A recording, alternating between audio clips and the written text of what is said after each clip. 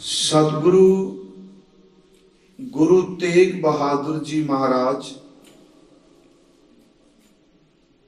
अज दे इस अमृत शब्द अंदर बख्शिश कर रहे ने। साधो राम शरण विश्रामा,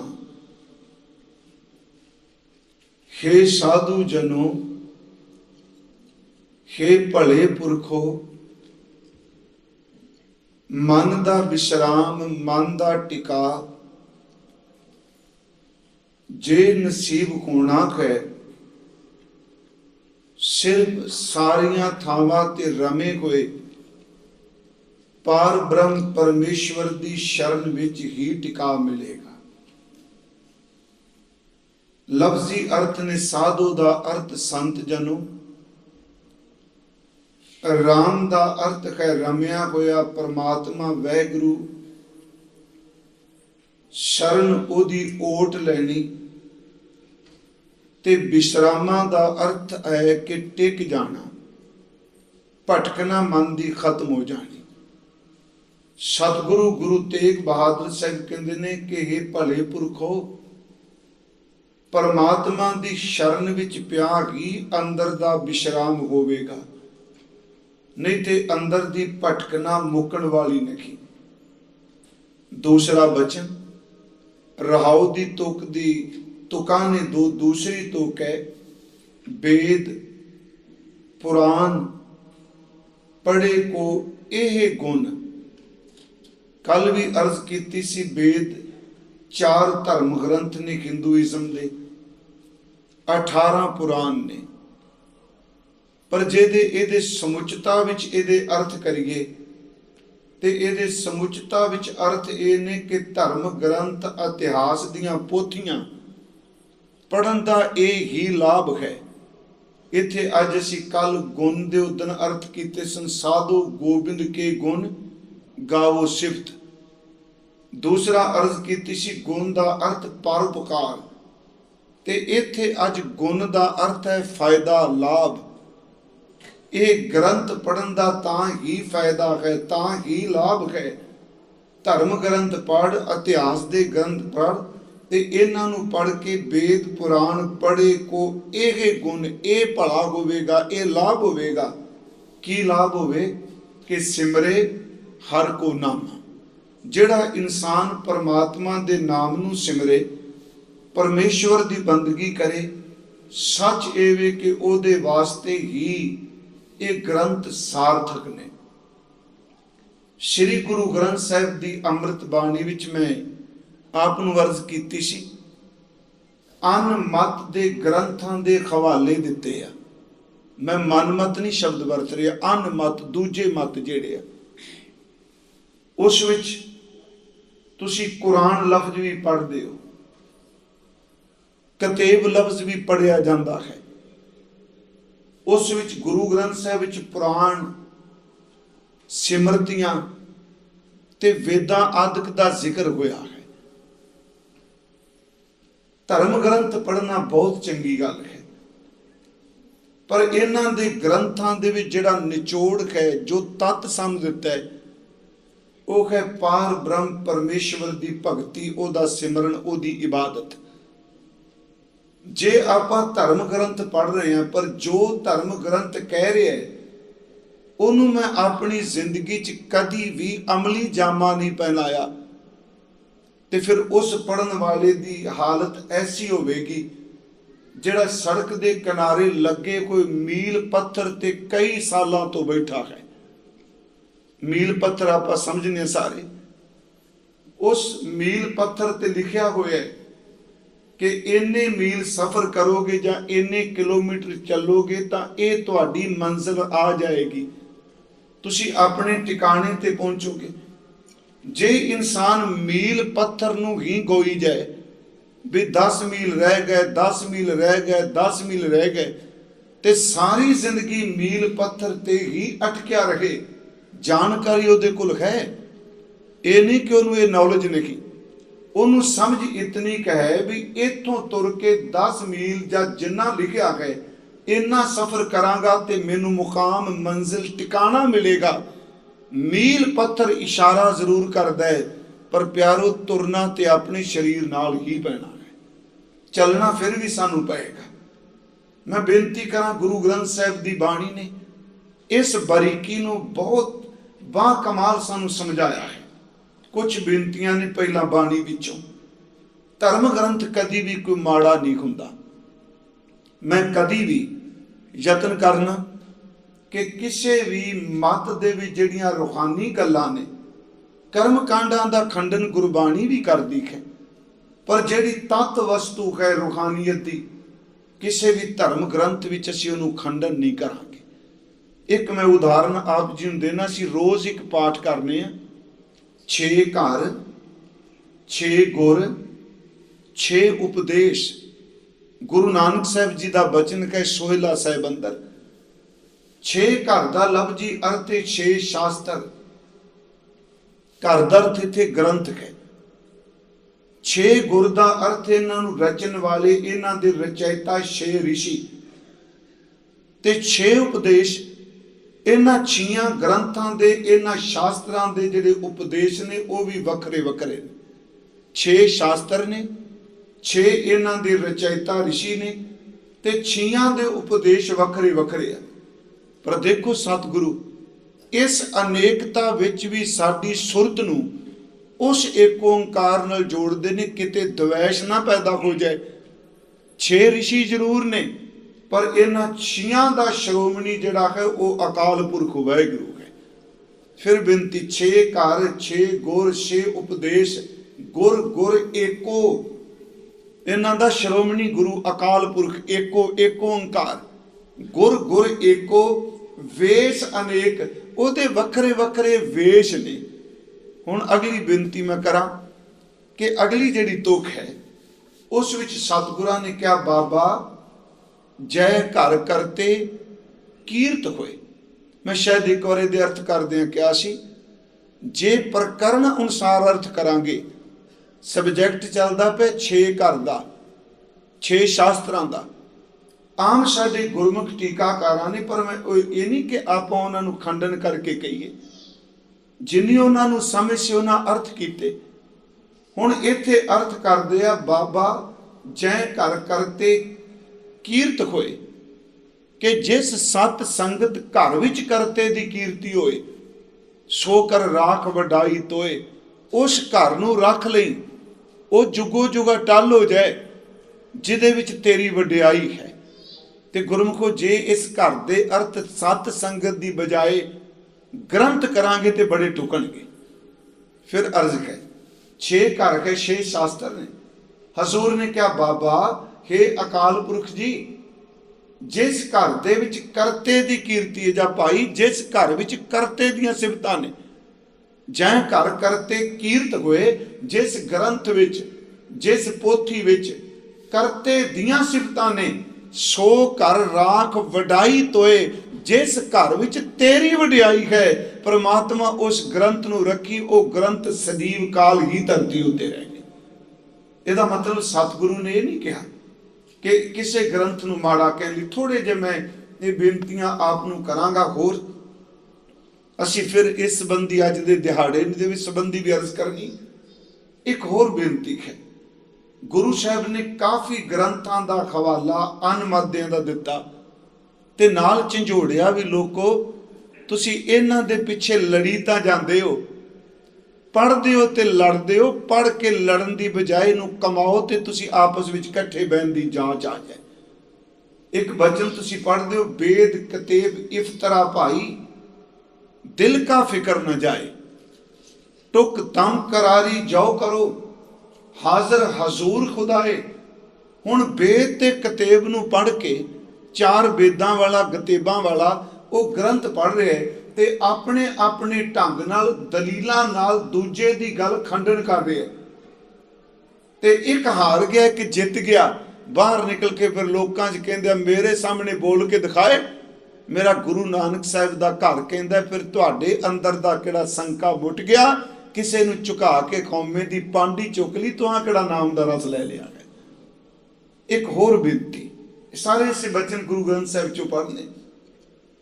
देखो गुरु साहब के सामने ने एक बारी ग्रंथ की गल चली, गुरु नानक साहब के सामने, तुम सब नूं तुकां चेते, महाराज जी दे कोल पोथी सी बाणी दी, उंज जन्म साखी तां इह कहंदी है कि पहले गुरु साहब ने जिहड़ी शब्द पोथी सी वो गुरु अंगद देव जी नूं दित्ती है, जदों गुरियाई दा तिलक दिता है।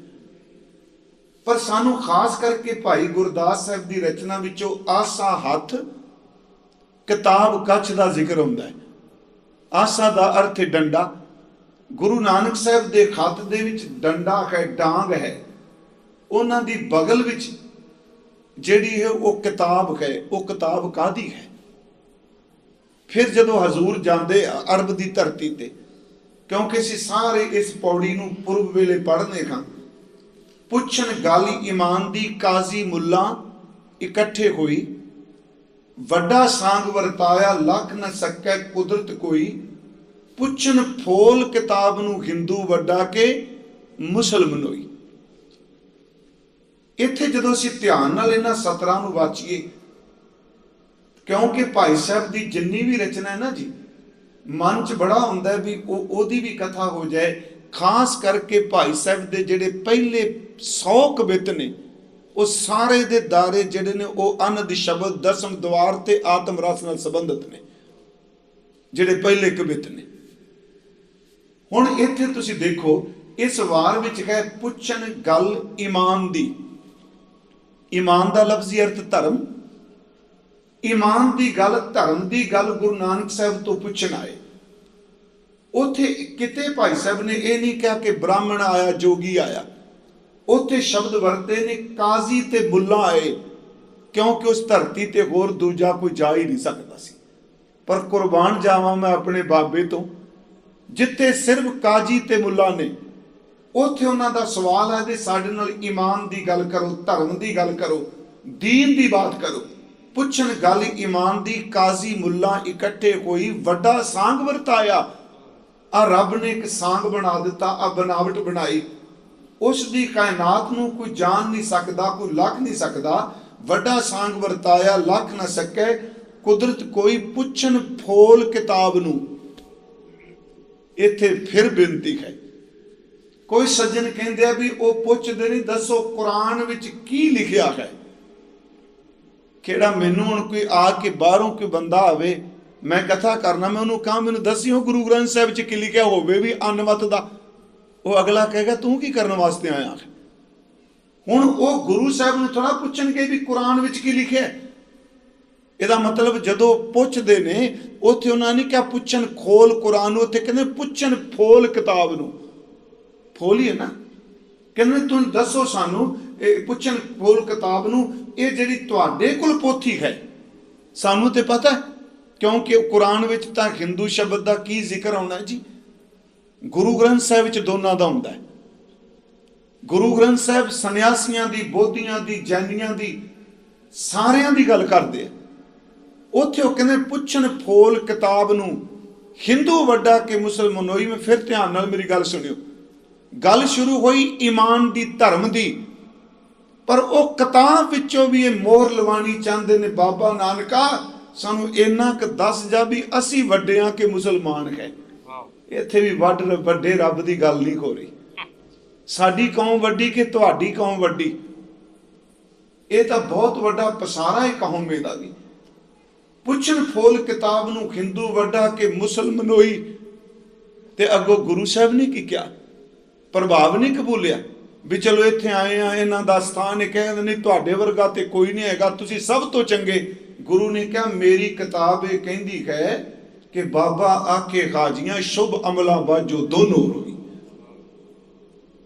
महाराज कहंदे ने जे कर्म कोई नहीं किताब चुकी फिरो, जे शुभ अमल कोई नहीं ते दोनों पिटोगे, दोनों रोवोगे, तुहानू रब की दरगाह भी थां नहीं मिलनी। यही कारण के बाणी भी जदों बाबा जी शुभ अमलों की गल करते हैं, जे पराए माल नू खाना हिंदू ली गां दा मास है ते मुसलमान नू कहंदे तेरे वास्ते सूर दा मास है। पर अमल तो इको ही है ना भी हक की कमाई। जिहड़ा असीं पाठ करने हक पराया नानका उस सूअर उस गाए ਗੁਰ ਪੀਰ, ਵੇਖੋ ਦੋ ਲਫ਼ਜ਼ ਵਰਤੇ, ਗੁਰ ਸ਼ਬਦ ਹਿੰਦੂ ਲਈ, ਪੀਰ ਸ਼ਬਦ ਮੁਸਲਮਾਨ ਲਈ। ਗੁਰ ਪੀਰ ਖਾਮਾ ਤਾਂ ਪਰੇ, ਗੁਰੂ ਕਹਿੰਦਾ ਧਰਮ ਨੂੰ ਐਵੇਂ ਖਿੰਡਾਈ ਨਾ ਜਾਓ, ਚਾਹੇ ਇਸਲਾਮ ਹੈ ਚਾਹੇ ਹਿੰਦੂ ਹੈ, ਸਾਰੇ ਧਰਮ ਕਹਿੰਦੇ ਨੇ ਬੰਦਿਆਂ ਵਾਲੇ ਚੰਗੇ ਕੰਮ ਕਰੋ। ਜੇ ਪਰਾਇਆ ਹੱਕ ਮੁਸਲਮਾਨ ਖਾਂਦਾ ਉਹਦੀ ਸ਼ਹਾਦਤ ਜਾਂ ਉਹਦੀ ਗਵਾਹੀ ਜਾਂ ਉਹਦਾ ਸਾਥ ਪੀਰ ਨੇ ਨਹੀਂ ਦੇਣਾ, ਤੇ ਜੇ ਹਿੰਦੂ ਖਾਂਦਾ ਉਹਦੀ ਗਵਾਹੀ ਗੁਰੂ ਨੇ ਨਹੀਂ ਦੇਣੀ। ਇਹ ਦੋਨੋਂ ਅਮਲਾਂ ਵਾਲੇ ਨਹੀਂ ਤੇ ਰੋਣਗੇ। ਗੁਰੂ ਸਾਹਿਬ ਦੀ ਬਾਣੀ 'ਚ ਦੇਖੋ ਫਿਰ ਕੀ ਹੈ, ਜਦੋਂ ਗ੍ਰੰਥ ਪੜ੍ਹੇ ਜਾਂਦੇ ਨੇ, ਪੜ੍ਹਨੇ ਚਾਹੀਦੇ ਨੇ। ਤੇ ਮੈਂ ਹਰ ਸਿੱਖ ਨੂੰ ਕਹਿਣਾ, ਗੁਰਮੁਖੋ ਵੇਖੋ ਮੈਂ ਕੋਈ ਕਲਪ ਨਹੀਂ ਰਿਹਾ, ਮੈਂ ਆਪਣੇ ਪਰਿਵਾਰ ਵਿੱਚ ਵੀ ਆਪਣੇ ਸਾਰਿਆਂ ਨੂੰ ਕਹਿਣਾ ਕਿ ਘੱਟੋ ਘੱਟ ਆਹ ਜਨਮ ਜੇ ਅਸੀਂ ਰੋਜ਼ ਪੜ੍ਹਨੇ ਆ ਦੁਰਲੱਭ ਹੈ, ਮੁਸ਼ਕਲ ਹੈ, ਘੱਟੋ ਘੱਟ ਆਪਣੀ ਜ਼ਿੰਦਗੀ 'ਚ ਇੱਕ ਵਾਰੀ ਗੁਰੂ ਗ੍ਰੰਥ ਸਾਹਿਬ ਦਾ ਖੁਦ ਪਾਠ ਜ਼ਰੂਰ ਕਰ ਲਓ। ਘੱਟੋ ਘੱਟ ਮੈਂ ਇੱਕ ਵਾਰੀ ਕਹਿ ਰਿਹਾ, ਤੇ ਮੈਨੂੰ ਪਤਾ ਹੈ ਇੱਕ ਵਾਰੀ ਕਹਿ ਰਿਹਾ ਤੇ ਫਿਰ ਵਾਰ-ਵਾਰ ਆਪਣੇ ਆਪ ਹੋਈ ਜਾਣਾ, ਕਿਉਂਕਿ ਗੁਰੂ ਸ਼ਬਦ ਸਾਨੂੰ ਆਪਣੇ ਵੱਲ ਖਿੱਚੇਗਾ। ਜਦੋਂ ਅਸੀਂ ਬਾਣੀ ਦਾ ਪਾਠ ਕਰਨੇ, ਗੁਰੂ ਗ੍ਰੰਥ ਸਾਹਿਬ ਗ੍ਰੰਥਾਂ ਦਾ ਗੱਲ ਕਰਦੇ, ਜਿਵੇਂ ਇੱਕ ਬੜੇ ਹਵਾਲੇ ਦਿੰਦੇ ਆ।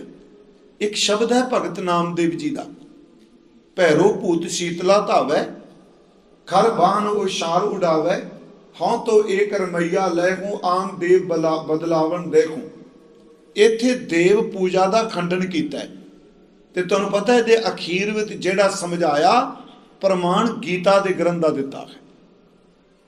ਹਜ਼ੂਰ ਨੇ ਫਰਮਾਇਆ ਭੈਰੋ ਭੂਤ ਸ਼ੀਤਲਾ ਧਾਵੈ, ਖਰ ਬਾਣ ਉਸ਼ਾਰ ਉਡਾਵੈ, ਖਉ ਤੋ ਏਕ ਰਮਈਆ ਲੈਹੂੰ, ਆਨ ਦੇਵ ਬਦਲਾਵਨ ਦੇਖੂੰ। शिव शिव करते जो नर ध्यावै, बरद चरै डोरू टमकावै, माँ माई की पूजा करै, नर से नार होए अवतरै, तू कहियती आद भवानी, मुक्त की बरिया कां चपानी, गुरमत राम नाम गहो मीता। हुण ओदे देवतियां दा खंडन है, भैरो दा खंडन, माँ माई दा खंडन, शिव दा खंडन। ਉਹ ਕਹਿੰਦੇ ਨੇ ਮੈਂ ਤੈਨੂੰ ਇਹ ਨਹੀਂ ਕਹਿ ਰਿਹਾ ਤੇਰੇ ਦੇਵ ਪਦਵੀ ਨੀਵਾਂ ਦਿਖਾ ਰਿਹਾ, ਮੈਂ ਤੈਨੂੰ ਇਹ ਕਹਿਣਾ ਜਿਹੜੇ ਗ੍ਰੰਥ ਦਾ ਤੂੰ ਰੌਲਾ ਪਾਣਾ ਗੀਤਾ, ਮਹਾਰਾਜ ਕਹਿੰਦੇ ਨੇ ਸ਼ਬਦ ਵਰਤ ਰਹੇ, ਤੂੰ ਉਸ ਪਰਮਾਤਮਾ ਦਾ ਨਾਮ ਜਪ। ਪਰਨਾਮਾ ਨਾਮ ਜੇ ਕਹਿ ਰਹੇ ਨੇ ਰਾਮ ਨਾਮ ਗੋ ਬੀਤਾ, ਪਰਨਵੇਂ ਨਾਮਾ ਇਉਂ ਕਹੇ ਗੀਤਾ। ਇਹ ਧਰਮ ਗ੍ਰੰਥ ਕਹਿ ਰਹੇ। ਪਰ ਜਦੋਂ ਇੰਟਰਪ੍ਰੀਟੇਸ਼ਨ ਵਾਹਿਗੁਰੂ ਵਿਆਖਿਆ ਕਰਨ ਵਾਲਾ ਬੇਈਮਾਨੀ ਵਰਤਦਾ ਹੈ, ਉਹਦੇ ਵਿੱਚੋਂ ਫਿਰ ਫਸਾਦ ਪੈਦਾ ਹੁੰਦਾ ਹੈ। ਬੜੀ ਗੱਲ ਔਖੀ ਸ਼ਬਦ ਕਹਿਣਾ, ਕਿਉਂਕਿ ਆਪਣੇ ਮਤ ਨੂੰ ਸਿੱਧ ਕਰਨ ਲਈ ਗੁਰੂ ਨੂੰ ਵਰਤਣਾ। ਮੇਰੀ ਕੌਮੇ ਹੈ, ਮੇਰਾ ਇੱਕ ਧੜਾ ਹੈ, ਆਪਣੇ ਧੜੇ ਲਈ ਮੈਂ ਪ੍ਰਮਾਣ ਦੇ ਰਿਹਾ, ਗੁਰੂ ਆਹ ਕਹਿੰਦਾ, ਗੁਰੂ ਆਹ ਕਹਿੰਦਾ, ਉਹਨੂੰ ਖੰਡਨ ਕਰ ਰਿਹਾ। ਉਦੋਂ ਫਿਰ ਗੁਰੂ ਕਹਿੰਦਾ ਛੱਡੋ ਇਹ ਸਿਮਰਤ ਸ਼ਾਸਤਰ ਪੁਨ ਪਾਪ ਵਿਚਾਰ ਦੇ ਤੱਤੈ ਸਾਰ ਨਾ ਜਾਣ। ਗ੍ਰੰਥ ਪੜ੍ਹ ਰਿਹਾ, ਪੁੰਨ ਪਾਪ ਦੀ ਰੋਜ਼ ਉੱਥੇ ਚਰਚਾ ਹੋ ਰਹੀ ਹੈ, ਤੱਤੈ ਸਾਰ ਨਾ ਜਾਣੀ। ਪਰ ਗੁਰੂ ਜੀ ਕਹਿੰਦੇ ਤੱਤੈ ਸਾਰ ਨਾ ਜਾਣੀ, ਗੁਰੂ ਬਾਝੋਂ ਤੱਤੈ ਸਾਰ ਨਾ ਜਾਣੀ। ਮੈਂ ਸਿਰਫ ਅੱਜ ਇਸ ਗੱਲ ਤੇ ਜ਼ੋਰ ਦੇ ਰਿਹਾ, ਗ੍ਰੰਥ ਪੜ੍ਹੀਏ, ਗ੍ਰੰਥ ਪੜ੍ਹ ਕੇ ਅੰਦਰ ਸਿਮਰਨ ਦਾ ਚਾਅ ਪੈਦਾ ਹੋਵੇ, ਬੰਦਗੀ ਕਰੀਏ। ਇਸੇ ਨੂੰ ਗੁਰੂ ਗ੍ਰੰਥ ਸਾਹਿਬ ਵਿੱਚ ਮਹਾਂਪੁਰਖਾਂ ਨੇ ਜਿਨ੍ਹਾਂ ਨਹੀਂ ਸਨ ਪੜ੍ਹੇ, ਚੇਤੇ ਰੱਖੋ ਰੱਬ ਤੱਕ ਉਹ ਵੀ ਪਹੁੰਚ ਗਏ।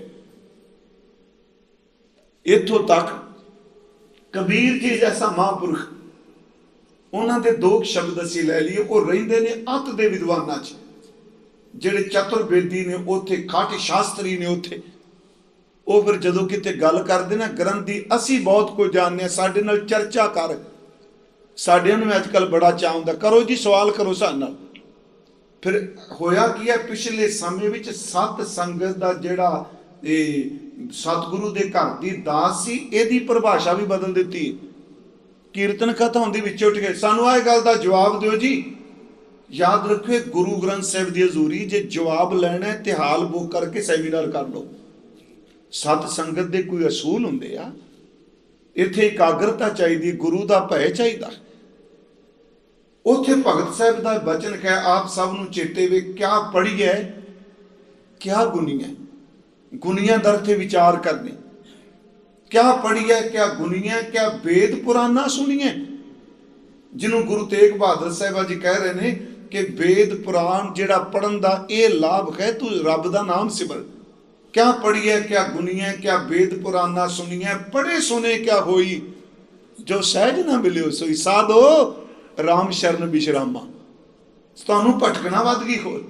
ਤੇ ਗੁਰਮੁਖੋ ਸੱਚੀ ਜੇ ਜਦੋਂ ਬੰਦਾ ਪੜ੍ਹਨ ਲੱਗ ਪੈਂਦਾ ਨਾ ਇਹਦਾ ਸਵਾਦ ਹੀ ਇਹੋ ਜਿਹਾ, ਕਿਉਂਕਿ ਅੰਦਰ ਕਹਿੰਦਾ ਹੋਰ ਜਾਣਕਾਰੀ ਹੋਰ ਜਾਣਕਾਰੀ। ਤੇ ਜਿਹੜੇ ਆਮ ਤੁਸੀਂ ਪੜ੍ਹਦੇ ਤੁਹਾਡੀ ਗੱਲ ਵੱਖਰੀ ਹੈ, ਪਰ ਜਦੋਂ ਅਸੀਂ ਪੜ੍ਹਦੇ ਹਾਂ ਸਾਡੇ ਅੰਦਰ ਵੀ ਖੌਮੇ ਠਾ ਠਾ ਮਾਰਦੀ ਇੱਕ ਇੱਕ ਪੇਜ ਤੇ ਆਹ ਗੱਲ ਬੜੀ ਕਮਾਲ ਦੀ, ਕੱਲ ਨੂੰ ਸਟੇਜ ਤੇ ਸੁਣਾਵਾਂਗਾ। ਮੈਂ ਉਦੋਂ ਫਿਰ ਸੋਚਣਾ ਹੋਣਾ ਪੜ੍ਹ ਕੇ ਛੱਡ ਦੇ ਮਣਾ, ਚਲੋ ਠੀਕ ਸੇਵਾ ਤੇ ਹੈ, ਪਰ ਇਹ ਵੀ ਤਾਂ ਡੰਗ ਮਾਰ ਗਈ ਨਾ, ਲੋਕੀ ਕਹਿਣਗੇ ਬਹੁਤ ਪੜ੍ਹਿਆ।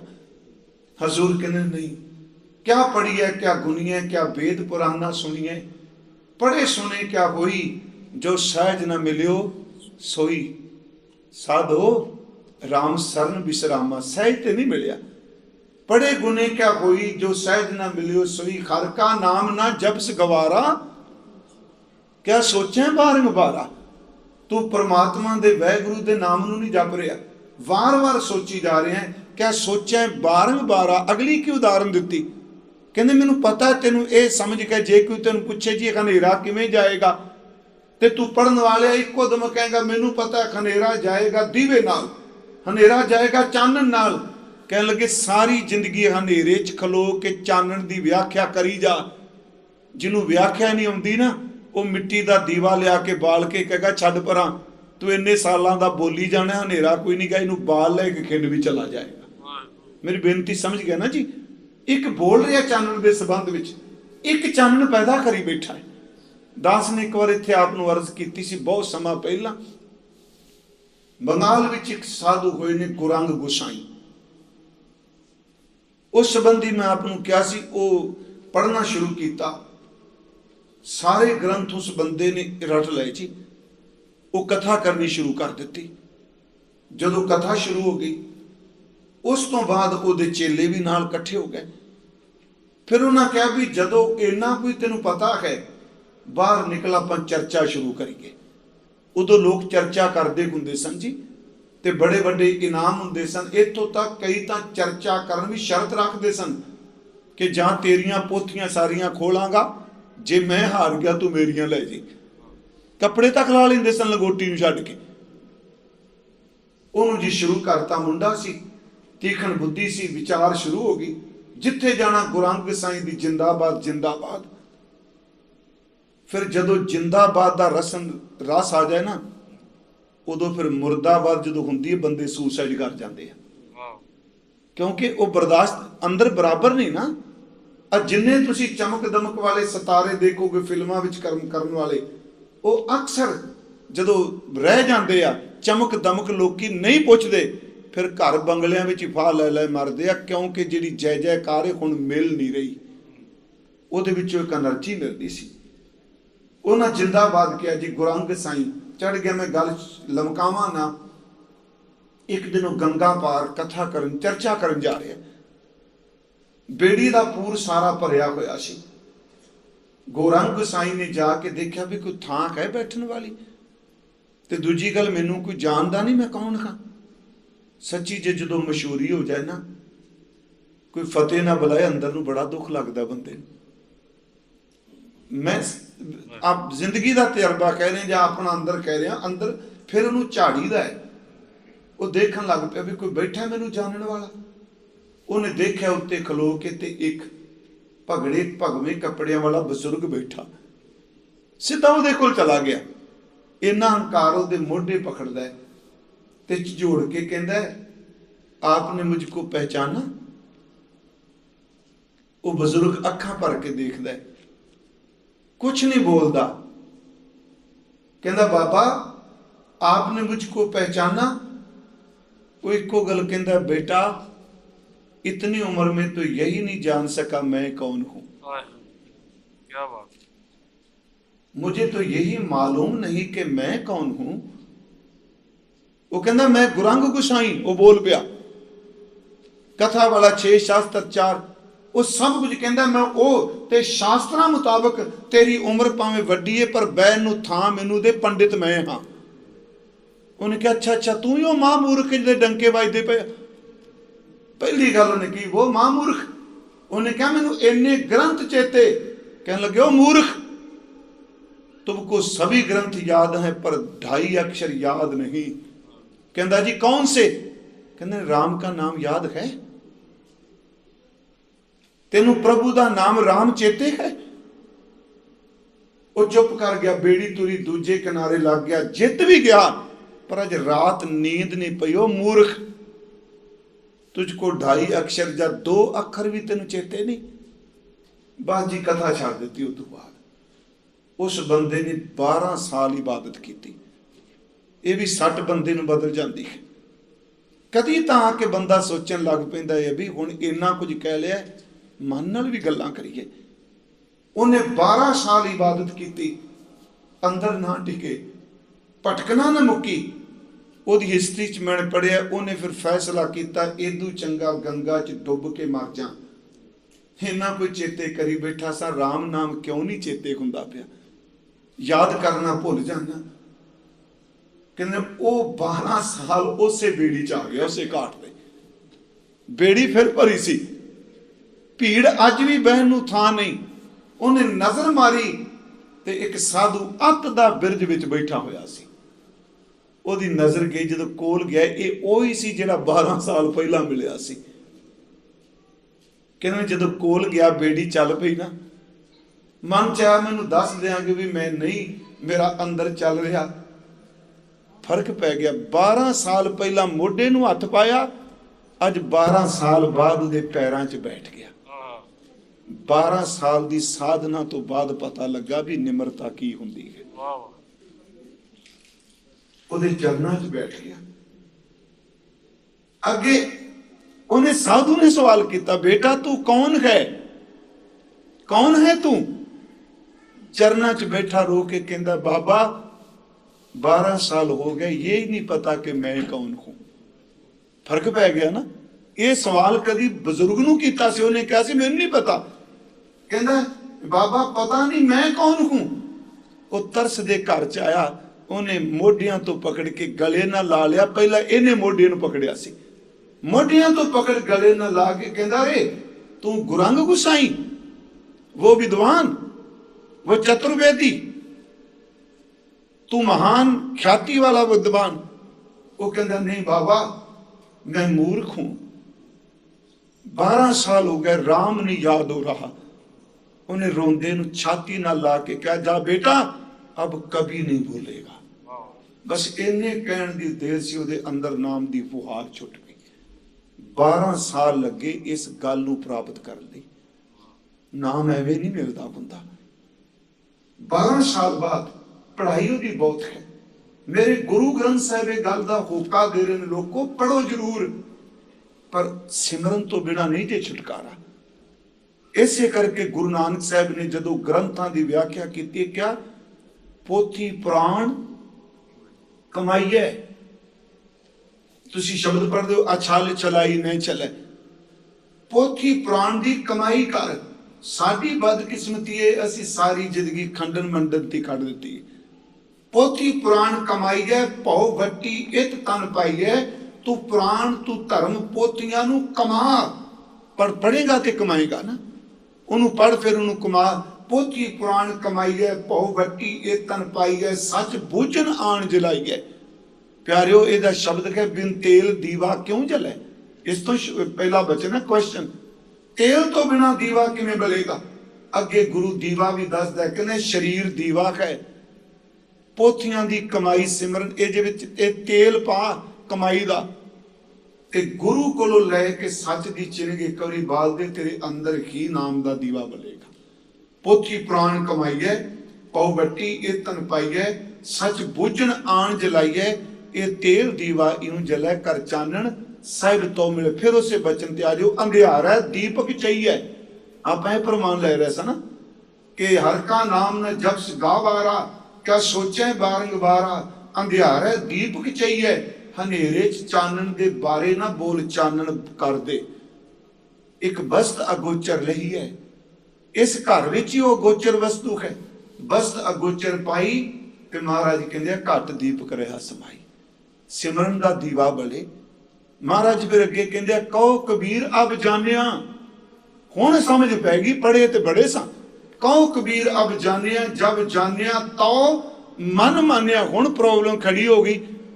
हुण ਕਮਾਈ ਕਰਕੇ ਸਾਡੀ ਇਹ ਮੁਸ਼ਕਲ ਹੈ। ਜਦੋਂ ਕੋਈ ਕਥਾ ਕਰਦਾ ਕਰਦਾ ਪੜਦਾ ਪੜਦਾ ਉਹਦੇ ਅੰਦਰ ਨੂੰ ਚਿੰਗ ਲੱਗਦੀ ਏ, ਉਹ ਸਿਮਰਨ ਵਾਲੇ ਪਾਸੇ ਤੁਰ ਪੈਂਦਾ ਹੈ। ਉਹਦੇ ਕਈ ਵਾਰੀ ਵਿਆਖਿਆ 'ਚ ਫਰਕ ਪੈ ਜਾਂਦਾ ਹੈ, ਪਰ ਜਿਹੜਾ ਦੂਜਾ ਟੋਲਾ ਨਾਲ ਦਾ ਹੁੰਦਾ ਉਹ ਰੱਜ ਕੇ ਬਦਨਾਮੀ ਕਰਦਾ ਹੈ। ਇਹ ਤਾਂ ਵੇਖ ਗਿਆ ਜੀ, ਇਹ ਤਾਂ ਡੁੱਬ ਗਿਆ ਜੀ। ਉੱਥੇ ਕਬੀਰ ਲਈ ਸਮੱਸਿਆ, ਕਹਿੰਦੇ ਕਹੋ ਕਬੀਰ ਅਬ ਜਾਣਿਆ, ਜਬ ਜਾਣਿਆ ਤੋ ਮਨ ਮਾਨਿਆ, ਮਨ ਮਾਨੈ ਲੋਗ ਨਾ ਭਤੀਜੈ, ਨਾ ਭਤੀਜੈ ਤੋ ਕਿਆ ਕੀਜੈ। ਜੇ ਨਹੀਂ ਖੁਸ਼ ਹੁੰਦੇ ਮੈਂ ਕੀ ਕਰਾਂ, ਇਹਨਾਂ ਦੀ ਸਮਝ ਨਹੀਂ ਪੈ ਰਹੀ। ਇਸੇ ਕਰਕੇ ਭਗਤ ਸਾਹਿਬ ਨੇ ਇੱਕ ਜਗ੍ਹਾ ਤੇ ਨਾ ਜੀ ਹੋਰ ਵੀ ਕਿਹਾ, 2 ਸ਼ਲੋਕ ਨੇ, ਕਬੀਰ ਮੈਂ ਜਾਣਿਓ ਪੜ੍ਹਬੋ ਭਲੋ। ਮੈਂ ਸਿਰਫ ਸਿੱਧੀ ਜਿਹੀ ਅਰਥ ਕਰ ਰਿਹਾ ਵੀ ਗੁਰੂ ਤੇਗ ਬਹਾਦਰ ਕਹਿੰਦੇ ਵੇਦ ਪੁਰਾਣ ਜੋ ਕੁਝ ਪੜ੍ਹ ਰਹੇ ਹਾਂ ਇਹਦਾ ਸਾਰਾ ਤੱਤ ਇਹ ਵੇ ਤੂੰ ਰੱਬ ਦਾ ਨਾਮ ਜਪਿਆ ਕਰ, ਸਿਮਰਨ ਕਰ। ਕਹਿੰਦੇ ਮੈਂ ਸਮਝਿਆ ਕਿ ਜੋਗ ਮਿਲਾਪ ਸਭ ਤੋਂ ਚੰਗਾ। ਕਬੀਰ ਮੈਂ ਜਾਣਿਓ ਪੜ੍ਹਬੋ ਭਲੋ, ਪੜ੍ਹਬੋ ਸਿਉ ਭਲ ਜੋਗ। ਪੜ੍ਹਿਆ ਪੜ੍ਹ ਲਈਏ, ਫਿਰ ਕਿਹਾ ਨਹੀਂ ਸਾਰੀ ਜ਼ਿੰਦਗੀ ਪੜ੍ਹਦਾ ਰਿਹਾ, ਜੇ ਵਸਲ ਹੀ ਨਾ ਮਿਲਿਆ, ਵਿਛੋੜੇ 'ਚ ਹੀ ਰਹੇ, ਮਿਲਾਪ ਹੀ ਨਾ ਹੋਇਆ, ਫਿਰ ਕਹਿੰਦੇ ਫਾਇਦਾ ਕੀ। ਪੜ੍ਹਬੋ ਪੜ੍ਹਾਈ ਨਾਲੋਂ ਜੋਗ ਮਿਲਾਪ। ਇੱਥੇ ਜੋਗ ਦਾ ਅਰਥ ਮੈਂ ਸਾਧਨਾ ਵੀ ਕਰਦਾ ਰਿਹਾ, ਪਰ ਮੈਨੂੰ ਲੱਗਦਾ ਇਹਦਾ ਜੋਗ ਦਾ ਅਰਥ ਮਿਲਣਾ ਟੁਕੇਗਾ। ਮੈਂ ਜਾਣਿਓ ਪੜ੍ਹਬੋ ਭਲੋ, ਪੜ੍ਹਬੋ ਸਿਉ ਭਲ ਜੋਗ। ਭਗਤ ਨਾ ਛਾਡੂ ਰਾਮ ਕੀ, ਭਾਵੇਂ ਨਿੰਦੋ ਲੋਕ। ਹੁਣ ਅਗਲਾ ਬਚਨ ਕਹਿੰਦੇ ਨਿੰਦਿਆ ਕਰ ਰਹੇ ਆ, ਰੂਹਾਨੀਅਤ ਦੇ ਤੌਰ ਤੇ ਆਪ ਜੀ ਤੁਰ ਪਏ ਹੋ, ਤੇ ਜੇ ਲੋਕ ਨਿੰਦਿਆ ਕਰਦੇ ਨੇ ਨਾ ਤੇ ਮੈਂ ਅਰਜ਼ ਕਰਾਂਗਾ ਉਹਨਾਂ ਤੇ ਸਿਰਫ ਤਰਸ ਖਾਓ, ਕਿਉਂਕਿ ਜਿਸ ਥਾਂ ਤੇ ਤੁਸੀਂ ਵਿਚਰੇ ਹੋ ਉਹਨਾਂ ਨੂੰ ਇਹਦੀ ਸਮਝ ਕੋਈ ਨਹੀਂ। ਕਬੀਰ ਸਾਹਿਬ ਨੇ ਕਿਹਾ ਕਬੀਰ ਲੋਕ ਕਹ ਨਿੰਦਾ ਬੱਪੜਾ, ਜੇ ਮਨ ਨਹੀਂ ਗਿਆਨ। ਇਹ ਮੇਰੀ ਨਿੰਦਿਆ ਕੀ ਕਰਨਗੇ, ਇਹਨਾਂ ਨੂੰ ਗਿਆਨ ਹੈ ਜਿੱਥੇ ਮੈਂ ਤੁਰਿਆ। ਜੇ ਮਨ ਨਹੀਂ ਗਿਆਨ, ਰਾਮ ਕਬੀਰਾ ਰਬ ਰਹੇ ਅਵਰ ਤਜੇ ਸਭ ਕਾਮ। ਗੁਰੂ ਸਾਹਿਬ ਧਰਮ ਗ੍ਰੰਥ ਦੀ ਗੱਲ ਕਰਦੇ ਆ, ਪਰ ਨਾਲ ਇਹ ਵੀ ਇੱਥੋਂ ਤੱਕ ਜੀ ਜੋਗੀਆਂ ਨੂੰ ਉਪਦੇਸ਼ ਦਿੱਤਾ ਤੇ ਗਿਣਤੀ ਕੀਤੀ, ਨਾ ਨਹੀਂ ਲਿਆ। 4 ਪੁਕਾਰਾਂ ਨਾ ਤੂੰ ਮਾਨੇ, ਖਟ ਪੀ ਏਕਾਂ ਬਾਤ ਬਖਾਨੇ, 10 ਅਸ਼ਟੀ ਮਿਲ ਏਕੋ ਕਹਿਆ ਤਾਂ ਪੀ ਜੋਗੀ ਭੇਦ ਨ ਲਿਆ। ਹਾਂ 4 ਹੋ ਗਏ ਨਾ। 4 ਪੁਕਾਰਾਂ ਨਾ ਤੂੰ ਮਾਨੇ, ਖਟ ਪੀ ਏਕਾ ਬਾਤ ਬਖਾਨੇ, 10 ਅਸ਼ਟੀ।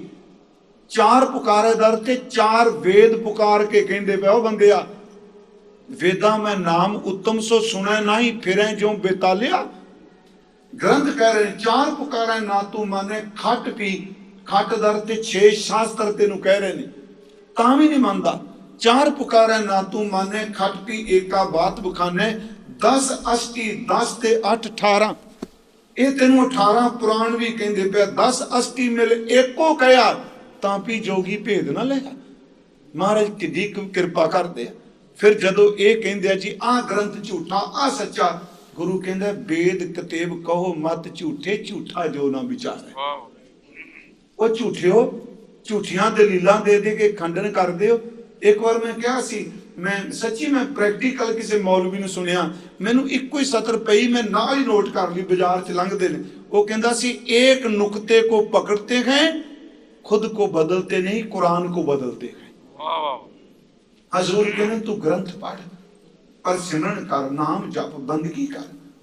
ਹੁਣ ਆ ਤੁਸੀਂ ਦੇਖੋ 4 ਵੇਦ 6 ਸ਼ਾਸਤਰ ਤੇ 18 ਪੁਰਾਣ, ਖੱਟ ਪੀ ਏਕਾ ਬਾਤ ਬਖਾਨੇ, 10 ਅਸ਼ਟੀ ਮਿਲ ਏਕੋ ਕਹਿਆ ਤਾਂ ਪੀ ਜੋਗੀ ਭੇਦ ਨਾ ਲਿਆ। ਹਜ਼ੂਰ ਗੁਰੂ ਤੇਗ ਬਹਾਦਰ ਸਾਹਿਬ ਜੀ ਨੇ ਕਿਰਪਾ ਕੀਤੀ। ਅੱਜ ਗੁਰੂ ਹਰਕ੍ਰਿਸ਼ਨ ਸਾਹਿਬ ਜੀ ਦਾ ਜੋਤੀ ਜੋਤ ਸਮਾਉਣ, ਗੁਰਮੁਖਾਂ 15 ਮਿੰਟ ਦਾ ਟਾਈਮ ਹੋਰ ਦਿੱਤਾ ਹੈ। ਚਲੋ ਮੈਨੂੰ ਵੀ ਸੀ ਮੁਕੰਮਲ ਹੋ ਜਾਏਗਾ। ਅੱਜ 8ਵੇਂ ਗੁਰਦੇਵ ਜੀ ਪ੍ਰਭੁਰ ਪਿਆਨਾ ਕੀਤਾ ਸੀ, ਤੇ 9ਵੇਂ ਗੁਰਦੇਵ ਜਿਨ੍ਹਾਂ ਦਾ ਆਪਾਂ ਸਾਰੇ ਰੋਜ਼ ਜਿਨ੍ਹਾਂ ਦੀਆਂ ਸਿਫਤਾਂ ਕਰ ਰਹੇ ਹਾਂ, ਉਹ ਅੱਜ ਦੇ ਦਿਨ ਉਹਨਾਂ ਲਈ ਗੁਰਗੱਦੀ ਦਾ ਬਚਨ ਕੀਤਾ ਸੀ। ਪਰ ਰਸਮਾਂ ਅਦਾ ਹੁੰਦੀਆਂ ਨੇ ਅਗਸਤ ਵਿੱਚ, ਅਕਤੂਬਰ ਵਿੱਚ ਆਉਂਦਾ ਹੈ ਫਿਰ ਭਾਈ ਮੱਖਣ ਸ਼ਾਹ ਲੁਬਾਣਾ। ਬਚਨ ਉਦਣ ਹੀ ਹੋ ਗਿਆ ਦਿੱਤੀ।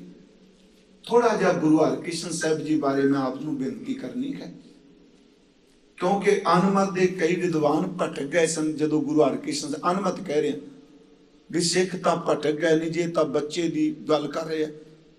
ਮੈਂ ਆਪ ਨੂੰ ਸਵੇਰੇ ਵੀ ਇੱਕ ਅਰਜ਼ ਕੀਤੀ ਸੀ ਕਥਾ 'ਚ, ਇਸ ਘਰ ਵਿੱਚ ਕਿਸੇ ਚਲਾਕੀ, ਕਿਸੇ ਸਿਆਣਪ ਤੇ ਕਿਸੇ ਰਾਜੇ ਦੇ ਦਖਲ ਨਾਲ ਗੱਦੀ ਨਹੀਂ ਮਿਲਦੀ। ਇਸ ਘਰ ਵਿੱਚ ਪੁੱਤਰਾਂ ਦਾ ਮੋਹ ਤੇ ਖੂਨ ਦਾ ਰਿਸ਼ਤਾ ਵੀ ਇੱਕ ਪਾਸੇ ਛੱਡ ਦਿੱਤਾ ਜਾਂਦਾ ਹੈ। ਜਿਨ੍ਹਾਂ ਨੂੰ ਗੱਦੀ ਮਿਲਦੀ ਹੈ ਉਹਨਾਂ ਦੇ ਨਾਮ ਤੇ ਧੁਰ ਰੱਬ ਦੇ ਘਰ ਵਿੱਚ ਉਹ ਹੁੰਡੀ ਲਿਖੀ ਹੈ। ਹੁੰਡੀ ਸ਼ਬਦ ਸੀ ਪੁਰਾਣਾ ਜੀ, ਹੈ ਨਾ। ਇਹ ਜਿਵੇਂ ਅੱਜ ਕੱਲ੍ਹ ਚੈੱਕ ਨਹੀਂ ਹੁੰਦੇ ਜੀ, ਕੁਝ ਮੇਰਾ ਖਿਆਲ ਹੈ ਕੁਝ ਚੈੱਕ ਹੋਣਗੇ ਜਿਹੜੇ ਬੰਦਾ ਖੁਦ ਹੀ ਕੈਸ਼ ਕਰਾ ਸਕਦਾ ਹੋਣਾ, ਐਸੇ ਵੀ ਹੋਣਗੇ ਨਾ ਜਿੱਥੇ ਨਾਂ ਲਿਖਿਆ ਹੋਵੇ। ਖੁੰਡੀ ਦਾ ਅਰਥ ਹੁੰਦਾ ਸੀ ਵੀ ਕਿਸੇ ਤੋਂ ਪੈਸੇ ਦੇ ਦੇਣੇ, ਅੱਗੋਂ ਜਾ ਕੇ ਲੈਣੇ, ਤੇ ਜਿਹਦਾ ਜਿਵੇਂ ਮੰਨ ਲਓ ਤੁਸੀਂ ਇੱਥੋਂ ਮਾਇਆ ਭੇਜ ਦਿਓ, ਜਿਹਦੇ ਨਾਂ ਦੀ ਭੇਜੋ ਉਹ ਕਹਿਣਗੇ ਆਈਡੀ ਲਿਆ, ਇਹ ਅੱਜ ਦੇ ਅਰਥ ਹੋ ਜਾਣਗੇ। ਉਸ ਵਕਤ ਖੁੰਡੀ ਉਸੇ ਨੂੰ ਤਾਰੀ ਜਾਂਦੀ ਸੀ ਜਿਹਦੇ ਨਾਂ ਤੇ ਹੁੰਦੀ ਸੀ, ਭਾਵੇਂ ਘਰ ਪਿਓ ਹੋਵੇ, ਪੁੱਤਰ ਹੋਵੇ, ਮਾਂ ਹੋਵੇ। ਅਗਲੇ ਕਹਿੰਦੇ ਸਨ ਹੁੰਡੀ ਕੈਸ਼ ਕਰਕੇ ਦੇਣ ਵਾਲੇ ਉਹਨੂੰ ਸੱਦੋ ਜਿਹਦੇ ਨਾਂ ਤੇ ਕਹੇ। ਜਿਹੜੀ ਗੁਰਗੱਦੀ ਹੈ ਨਾ ਜੀ, ਇਹ ਰੱਬ ਦੇ ਘਰ ਵਿੱਚੋਂ ਜਿਹਦੇ ਨਾਂ ਤੇ ਹੁੰਡੀ ਲਿਖੀ ਉਹਨੂੰ ਮਿਲਣੀ ਹੈ, ਇਹ ਹੋਰ ਕਿਸੇ ਨੂੰ ਨਹੀਂ ਮਿਲਣੀ, ਭਾਵੇਂ ਸੱਕਾ ਭਰਾ ਵੀ ਕੋਲ ਹੋਵੇ, ਪੁੱਤਰ ਵੀ ਕੋਲ ਹੋਵੇ। ਗੁਰੂ ਹਰਕ੍ਰਿਸ਼ਨ ਸਾਹਿਬ ਮਹਾਰਾਜ ਜੀ ਦਾ ਆਗਮਨ ਥੋੜਾ ਜਿਹਾ ਸਿਰ ਪਿਛੋਕੜ ਚੱਲਾਂਗਾ, ਜ਼ਿਆਦਾ ਨਹੀਂ, ਕਿਉਂਕਿ ਇੱਕ ਸ਼ਬਦ ਦੀ ਵਿਆਖਿਆ ਜ਼ਰੂਰੀ ਹੈ। ਅੱਜ ਬਾਬਾ ਬਕਾਲਾ ਅਸੀਂ ਕਈ ਵਾਰੀ ਵੈਸੇ ਵਿਚਾਰੇ, ਗੁਰੂ ਰਾਮਦਾਸ ਮਹਾਰਾਜ, ਉਹਨਾਂ ਦੇ ਪਿਤਾ ਦਾ ਨਾਮ ਹੈ ਬਾਬਾ ਹਰੀਦਾਸ ਜੀ, ਮਾਤਾ ਜੀ ਦਾ ਨਾਮ ਹੈ ਦਇਆ ਕੌਰ। ਗੁਰੂ ਰਾਮਦਾਸ ਮਹਾਰਾਜ ਜੀ ਦੇ ਘਰ ਗੋਇੰਦਵਾਲ ਸਾਹਿਬ ਦੀ ਧਰਤੀ ਤੇ 3 ਬੇਟੇ ਜਨਮ ਲੈਂਦੇ ਆ, ਬਾਬਾ ਪਿਰਥੀ ਚੰਦ ਜੀ, ਬਾਬਾ ਮਹਾਦੇਵ ਜੀ, ਗੁਰੂ ਅਰਜੁਨ ਦੇਵ ਜੀ। ਪਿਰਥੀ ਚੰਦ ਵਿਰੋਧ ਕਰਦਾ ਰਿਹਾ, ਚਲੋ ਵਿਸ਼ਾਨੀ ਆਪਣਾ ਗੱਦੀ ਧੰਨ ਗੁਰੂ ਅਰਜੁਨ ਦੇਵ ਨੂੰ 18 ਸਾਲ ਦੀ ਉਮਰ ਚ ਮਿਲੀ। 11 ਸਾਲ ਨਾਨਾ ਗੁਰੂ ਦੀ ਕਿਰਪਾ ਮਾਣੀ। ਗੁਰੂ ਅਰਜੁਨ ਦੇਵ 11 ਸਾਲ ਦੇ ਸਨ ਜਦੋਂ ਗੁਰੂ ਅਮਰਦਾਸ ਜੀ ਨੇ ਪਿਆਨਾ ਕੀਤਾ, ਨਾਨੇ ਦੀ ਬਖਸ਼ਿਸ਼।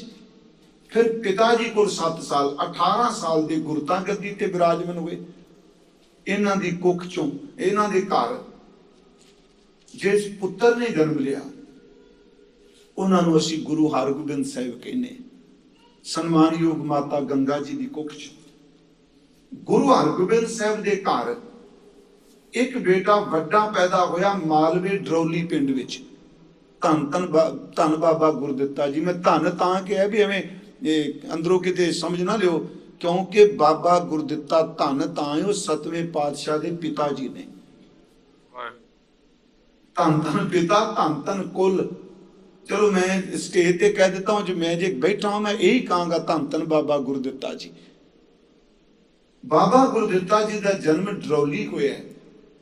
4 ਪੁੱਤਰ ਤੇ 1 ਬੇਟੀ ਦਾ ਜਨਮ ਅੰਮ੍ਰਿਤਸਰ ਗੁਰੂ ਕੇ ਮਹਿਲ ਹੋਇਆ ਹੈ। ਗੁਰੂ ਹਰਗੋਬਿੰਦ ਸਾਹਿਬ ਜੀ ਨੇ ਗੁਰਗੱਦੀ ਆਪਣੇ ਪੁੱਤਰ ਨੂੰ ਨਹੀਂ, ਹਾਲਾਂਕਿ ਉਹਨਾਂ ਦੇ 3 ਪੁੱਤਰ ਗੁਰਗੱਦੀ ਵੇਲੇ ਅਕਾਲ ਚਲਾਣਾ ਕਰ ਚੁੱਕੇ ਨੇ। ਬਾਬਾ ਅਟਲ ਰਾਏ ਜੀ, ਬਾਬਾ ਗੁਰਦਿੱਤਾ ਜੀ ਤੇ ਬਾਬਾ ਅਣੀ ਰਾਏ ਜੀ, ਇਹ ਪਿਆਨਾ ਕਰ ਚੁੱਕੇ ਸਨ। ਬਾਬਾ ਸੂਰਜਮਲ ਦੀ ਸੰਤਾਨ ਸੀ। 2 ਪੁੱਤਰ ਨੇ ਸਾਹਮਣੇ, ਇੱਕ ਸੂਰਜਮਲ ਜੀ ਤੇ ਇੱਕ ਗੁਰੂ ਤੇਗ ਬਹਾਦਰ ਜੀ। ਗੁਰੂ ਹਰਗੋਬਿੰਦ ਸਾਹਿਬ ਨੇ ਦੋਨਾਂ ਬੇਟਿਆਂ ਨੂੰ ਨਹੀਂ, ਗੁਰਗੱਦੀ ਆਪਣੇ ਪੋਤੇ ਨੂੰ ਦਿੱਤੀ, ਬਾਬੇ ਗੁਰਦਿੱਤੇ ਦੇ ਬੇਟੇ ਨੂੰ ਦਿੱਤੀ। ਗੁਰੂ ਹਰਿਰਾਏ ਸਾਹਿਬ ਗੁਰੂ ਬਣੇ। ਇਹਦਾ ਮਤਲਬ ਚਾਚੇ ਕੋਲ ਨੇ ਪਰ ਗੱਦੀ ਭਤੀਜੇ ਨੂੰ ਮਿਲ ਗਈ। ਸੂਰਜਮਲ ਤੇ ਗੁਰੂ ਤੇਗ ਬਹਾਦਰ ਗੁਰੂ ਹਰਿਰਾਏ ਸਾਹਿਬ ਦੇ ਚਾਚੇ ਲੱਗਦੇ ਨਾ ਜੀ, ਚਾਚੇ ਲੱਗੇ। ਗੁਰੂ ਹਰਿਰਾਏ ਸਾਹਿਬ ਗੁਰਤਾ ਗੱਦੀ ਤੇ ਅਸੀਨ ਹੋਏ। ਵੱਡਾ ਬੇਟਾ ਰਾਮ ਰਾਏ ਸੀ, ਛੋਟੇ ਧੰਨ ਗੁਰੂ ਹਰਕ੍ਰਿਸ਼ਨ ਸਾਹਿਬ ਜੀ ਸਨ। ਬੜਾ ਸਰਲ ਜਿਹਾ ਸੀ, ਗੁਰਗੱਦੀ ਤੱਕ ਆਵਾਂਗੇ। ਸਤਿਗੁਰੂ ਗੁਰੂ ਹਰਕ੍ਰਿਸ਼ਨ ਸਾਹਿਬ, ਉਸ ਦਿਨ ਮੈਂ ਆਪ ਨੂੰ ਇਹ ਵੀ ਅਰਜ਼ ਕੀਤੀ ਸੀ, ਮੈਂ ਫਿਰ ਰਿਪੀਟ ਕਰ ਦੇਣਾ ਕਿ ਬਾਦਸ਼ਾਹ ਦੇ ਸਾਹਮਣੇ ਇੱਕ ਵਿਧਾਨ ਸੀ, ਚਾਹੇ ਰਾਜਾ ਹੋਵੇ ਚਾਹੇ ਕੋਈ ਹੋਵੇ, ਉਹਨੂੰ ਦੱਸਣਾ ਪੈਂਦਾ ਸੀ ਕਿ ਮੇਰੇ ਤੋਂ ਬਾਅਦ ਗੱਦੀ ਤੇ ਕੌਣ ਬੈਠੇਗਾ। ਰਾਜੇ ਬਕਾਇਦਾ ਲਿਖਾਉਂਦੇ ਸਨ, ਪਟਰਾਣੀ ਦੀ ਕੁੱਖ ਤੋਂ ਪੈਦਾ ਹੋਇਆ, ਮੇਰੇ ਰਾਜ ਦਾ, ਮੇਰੇ ਰਜਵਾੜੇ ਦਾ ਮਾਲਕ ਇਹ ਕੁੰਵਰ ਹੋਵੇਗਾ, ਇਹ ਬੇਟਾ ਹੋਵੇਗਾ। ਸਤਿਗੁਰੂ ਦੇ ਘਰ ਵਿੱਚ ਜਿਹੜੀ ਪੀਰੀ ਮਸਦਨ ਕਿਹਾ, ਪੀਰੀ ਦੇ ਅਰਥ ਹੀ ਬੜੇ ਗਹਿਰੇ ਆ। ਇੱਥੇ 3-4 ਬੰਦਿਆਂ ਨੇ ਪੂਰਾ ਜ਼ੋਰ ਲਾਇਆ ਕਿ ਹਕੂਮਤ ਦਖਲ ਦੇ ਕੇ ਸਾਨੂੰ ਗੱਦੀ ਦਿਵਾਏ, ਅਸੀਂ ਵੱਡੇ ਹਾਂ, ਹੱਕਦਾਰ ਅਸੀਂ ਹਾਂ। ਹਕੂਮਤਾਂ ਨੇ ਜ਼ੋਰ ਵੀ ਲਾਇਆ। ਕਿ ਸੁਲੀ ਨੇ ਜ਼ੋਰ ਨਹੀਂ ਲਾਇਆ ਪਿਰਥੀ ਲਈ? ਕਿ ਧੀਰਮਲ ਦਾ ਸਾਥ ਨਹੀਂ ਦਿੱਤਾ ਹਕੂਮਤ ਨੇ? ਕਿ ਰਾਮ ਰਾਏ ਦਾ ਸਾਥ ਨਹੀਂ ਦਿੱਤਾ ਔਰੰਗਜ਼ੇਬ ਨੇ? ਹਕੂਮਤ ਵਕਤ ਦੀ ਜ਼ੋਰ ਲਾਉਂਦੀ ਰਹੀ ਤੇ ਗੁਰੂ ਘਰ ਨੇ ਕਿਹਾ, ਉਹ ਬਾਦਸ਼ਾਹ ਇਹ ਗੱਦੀਆਂ ਤੁਹਾਡੀ ਤਰ੍ਹਾਂ ਰਾਜਿਆਂ ਦੀਆਂ ਨਹੀਂ, ਇਹ ਗੱਦੀਆਂ ਜੁਗੋ ਜੁਗ ਅਟਲ ਨੇ ਤੇ ਰੱਬ ਦੇ ਹੁਕਮ ਨਾਲ ਮਿਲਦੀਆਂ ਨੇ, ਬਾਦਸ਼ਾਹ ਦੇ ਕਹੇ ਨਾਲ ਨਹੀਂ ਮਿਲਦੀਆਂ ਹੁੰਦੀਆਂ।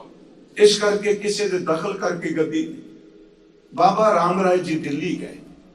ਚਲੋ ਆਪ ਸਭ ਨੂੰ ਪਤਾ ਹੈ ਵੀ ਉਹਨਾਂ ਨੇ ਕਰਾਮਾਤਾਂ ਦਿਖਾਈਆਂ, ਮਨ ਜਿਹੜਾ ਉਹ ਦੂਜੇ ਪਾਸੇ ਚਲਾ ਗਿਆ। ਪ੍ਰਭਤਾ ਬੜੀ, ਇਹ ਵੀ ਖੇਡ ਹੈ ਗੁਰੂ ਦੀ, ਇਹ ਵੀ ਉਹਦੀਆਂ ਮੈਂ ਕੌਤਕ ਸ਼ਬਦ ਵਰਤਾਂ, ਪਰ ਸ਼ਬਦ ਉਹਨਾਂ ਨੇ ਮੁਸਲਮਾਨ ਦੀ ਥਾਂ ਬੇਈਮਾਨ ਕਿਹਾ ਸੀ ਜਾਣਦੇ ਆ। ਸਤਿਗੁਰੂ ਨੇ ਕਿਹਾ ਸਾਡੇ ਘਰ 'ਚ ਥਾਂ ਨਹੀਂ, ਪੁੱਤਰ ਨੂੰ ਨਹੀਂ ਵੜਨ ਦਿੱਤਾ। ਗੁਰੂ ਹਰਕ੍ਰਿਸ਼ਨ ਹਰਿ ਸਾਹਿਬ ਤਕਰੀਬਨ 31 ਸਾਲ ਦੇ ਸਨ ਜੀ। ਸਤਿਗੁਰਾਂ ਨੇ ਆਪਣਾ ਚੋਲਾ ਤਿਆਗਣ ਤੋਂ ਪਹਿਲਾਂ ਆਪਣੇ 5 ਸਾਲ ਦੇ ਬੇਟੇ ਗੁਰੂ ਹਰਕ੍ਰਿਸ਼ਨ ਸਾਹਿਬ ਜੀ ਨੂੰ ਗੁਰਤਾ ਗੱਦੀ ਤੇ ਅਸੀਲ ਕੀਤਾ। ਸਵੇਰੇ ਅਰਜ਼ ਕੀਤੀ ਸੀ ਹਜ਼ੂਰ ਦਾ ਆਗਮਨ 1656 ਨੂੰ ਹੋਇਆ, ਗੁਰੂ ਹਰਕ੍ਰਿਸ਼ਨ ਸਾਹਿਬ ਦਾ 1661 ਨੂੰ ਗੁਰਤਾ ਗੱਦੀ ਤੇ ਬੈਠਦੇ ਆ।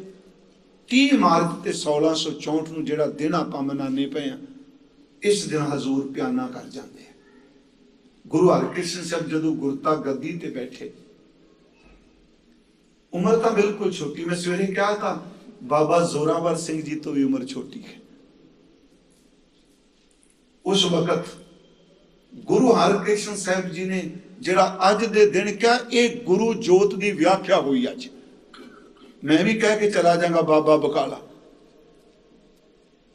ਧੰਨ ਗੁਰੂ ਹਰਕ੍ਰਿਸ਼ਨ ਸਾਹਿਬ ਗੁਰਤਾ ਗੱਦੀ ਤੇ ਬਿਰਾਜਮਾਨ ਹੋਏ ਤੇ ਮੈਂ ਇੱਕ ਦਿਨ ਬੰਗਲਾ ਸਾਹਿਬ ਕਥਾ ਕਰਦਿਆਂ ਕਿਹਾ ਸੀ ਕਿ ਕੀਰਤਪੁਰ ਸਾਹਿਬ ਤੋਂ ਲੈ ਕੇ ਗੁਰਦੇਵ ਦੇ ਚੋਲੇ ਤਿਆਗਣ ਤੱਕ ਇਸ ਮਨੁੱਖਤਾ ਦੀ ਪਤਾ ਨਹੀਂ ਫਿਰਤਰ ਕੀ ਹੈ।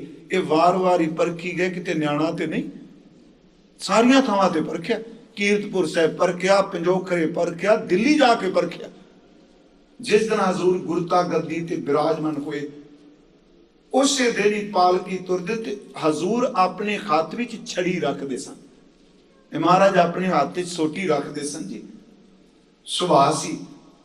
ਉਸੇ ਦਿਨ ਹੀ ਪਾਲਕੀ ਦੇ ਅੱਗੇ ਇੱਕ ਕੋੜੀ ਬ੍ਰਾਹਮਣਾਂ ਨੇ ਚੁੱਕ ਚੁਕਾ ਕੇ ਕਹਿਣ ਲੱਗੇ, ਦੇਖਨੇ ਰਾਮ ਰਾਏ ਵੀ ਪੂਰਾ ਉਹਦਾ ਜ਼ੋਰ ਸੀ, ਏਡਾ ਵੱਡਾ ਗੁਰੂ ਨਾਨਕ ਦਾ ਘਰ, ਇੰਨੀ ਸਿੱਖੀ ਸੇਵਕੀ, ਇੰਨੇ ਭਾਵਨਾ ਵਾਲੇ। ਉਹ ਮਾਇਆਵੀ ਬਿਰਤੀ ਨਾਲ ਦੇਖ ਰਹੇ ਸਨ। ਉਹ ਬ੍ਰਾਹਮਣ ਰੋ ਰਿਹਾ ਸੀ।